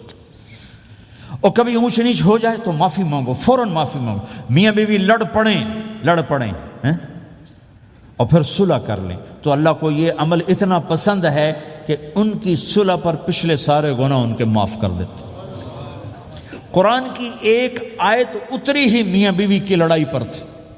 ایک خاوند اپنی بیوی پہ بڑے ناراض ہو گئے، مسجد میں بیٹھے بیٹھے انہوں نے نیت کی گھر جاؤں گا اور بیوی کی ٹھکائی کروں گا. یہ انہوں نے نیت کی، مسجد میں بیٹھے بیٹھے نیت کی گھر جاؤں گا میں انہوں چنگا لتر پھیرنا ہے. میرے اللہ تو آسمان زمین اللہ کے لیے تو سب برابر ہے دیکھنا. تو اللہ پاک نے اسی وقت قرآن اتارا، اسی وقت یا ایھا الذین آمنوا ان من ازواجکم و اولادکم عدوا لکم فاحذروہم. اے ایمان والو، بیوی بچے اولاد، عدوکم نہیں کہا، عدو لکم، بیچ میں لام لائے ہیں یہ بتانے کے لیے کہ عدو اصلی معنی میں نہیں ہے. یہ اس معنی میں ہے کہ اے ایمان والو، تمہارا بیوی بچوں کے ساتھ ٹھائیا ہو سکتا ہے، کھٹ بٹ ہو سکتی ہے، جھگڑا چھوٹا موٹا ہو سکتا ہے، کیا کرنا ہے؟ فاحذروہم، اس سے بچنا ہے، بڑھانا نہیں، بچنا ہے۔ کیسے بچنا ہے؟ ان تعفو، اس جھگڑے کو بڑھانا نہیں، مٹانا ہے۔ وتصفحوا، اس کا اثر دل سے مٹانا ہے۔ وتغفروا، پھر دوسرے کو معاف کرنا ہے۔ یہ تین کام میاں بیوی کرو، اگلا میں کروں گا، فإن اللہ غفور الرحیم، تمہارے پچھلے میں سارے معاف کر دوں۔ تو اگر اس مجمع میں کوئی بیوی سے لڑا بیٹھا ہے تو جاتے جا کے صلح کر، کوئی ماں باپ سے لڑا بیٹھا ہے تو جاتے جا کے صلح کر، کوئی ماں باپ بچوں سے ناراض ہیں جا کے خود مان جائیں۔ اس ماحول میں بچوں کو پیار سے لے کے چلنے کی ضرورت۔ میرے نبی کی زندگی محبت کا شاہکار ہے، ساری زندگی کسی کو ڈانٹا نہیں، ساری زندگی کسی کو ڈانٹا نہیں، اپنی وجہ سے کسی پہ ہاتھ نہیں اٹھایا، اپنی وجہ سے۔ حسن انس فرماتے میں نے 10 سال اللہ کے نبی کی خدمت کی، ایک دفعہ نہیں کہا یہ کیوں کیا، ایک دفعہ نہیں کہا یہ کیوں نہیں کیا۔ تو بھائیو، یہ خوبصورت زندگی ہے۔ آپ کے ہاں تو خادم نہیں ہوتے، سارا گھرانہ ہی خادم ہوتا ہے۔ تو میں پاکستان میں ہوں تو میں اگلا چیپٹر بیان کرتا ہوں کہ نوکروں کے ساتھ بھی اچھا سلوک کرو۔ وہ یہاں ہے ہی نہیں، تجھے آپ پہ ہی بانڈے مانجنے، آپ پہ ہی ٹوائلٹ صاف کرنا ہے، آپ پہ ہی گڈی صاف کرنی، ڈرائیور بھی آپ پہ تھے، مالک بھی آپ پہ، پٹرول بھی آپ پہ پاؤ بھائی، چنگا انگلینڈ ہے، پٹرول بھی آپ پہ پاؤ، ہوا بھی آپ پہ بھرو۔ 2.5 لاکھ کی گاڑی یا ڈرائیور آپ پہ، ہماری 2.5 لاکھ پاؤنڈ کی، ہماری 2.5 لاکھ کی سزوکی ہوتی ہے، ہمارا نوکر بیٹھا گاڑی چلا رہا تھا۔ نوکر تو اللہ کی بڑی نعمت ہے، تم اس سے محروم ہو۔ کچھ اس کے فائدے بھی ہیں، کچھ نقصان بھی ہیں، لیکن فائدے زیادہ ہیں۔ ہمارے بچے اتنے سست ہو جاتے ہیں کہ پانی کا گلاس کہو تو اٹھ کے ہی نہیں دیتے، وہ آگے نوکر کو بلاتے۔ میری اپنی، میرے ابا جی مجھے کوئی کام کہتے، پتر جا میں نا انہوں صد کیا، تو میں باہر جا ابا جی آندھا انہوں صد کیا، میں خود نہیں جاتا، ایسی سستی پڑ جاتی۔ یعنی تمہیں اپنی حماقت سے بتا رہا ہوں۔ سردی میں لیٹا ہوا تھا تو میری رضائی گر گئی، تو میں نے باہر سے نوکر بلایا، میں کہو بشیرہ او جی اور ہمیں نا رضائی میرے اتے پا، تو اپنا سنا رہا ہوں۔ لیکن آپ جہاں جاب کرتے ہیں، وہاں دیانتداری سے جاب کرو، دھوکہ نہ ہو، فریب نہ ہو، فراڈ نہ ہو۔ آپ بھی کہیں ملازم تو ہیں، کہیں کام کر رہے ہیں، کوئی آپ کی دکان پہ کام کر رہا ہے، گھروں میں کام کرنے والے، دکانوں پہ کام کرنے والے تو ہیں۔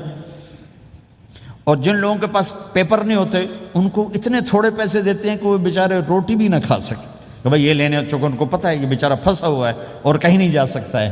تو ایسا نہ کرو، یہ ظلم نہ کرو۔ اول تو ایسے لوگ رکھو نہیں، تمہارے لیے قانون اس کی گنجائش کوئی نہیں۔ لیکن اگر کوئی اس طرح رکھتا ہے تو پھر یہ ظلم نہ کرے کہ 100 کی بجائے 10 پاؤنڈ دے رہا ہو، کہ بھائی لینے تو لے لو، اس کو پتہ ہے اس بیچارے نے کہیں نہیں جانا۔ ایسے ظالم نہ بنو۔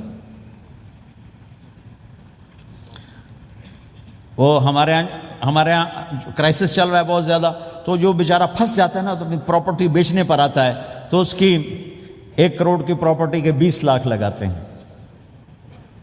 میں گزر رہا تھا مال ٹاؤن میں، ایک دوست کے پاس ٹھہرا تھا، وہ پراپرٹی ڈیلر تھا۔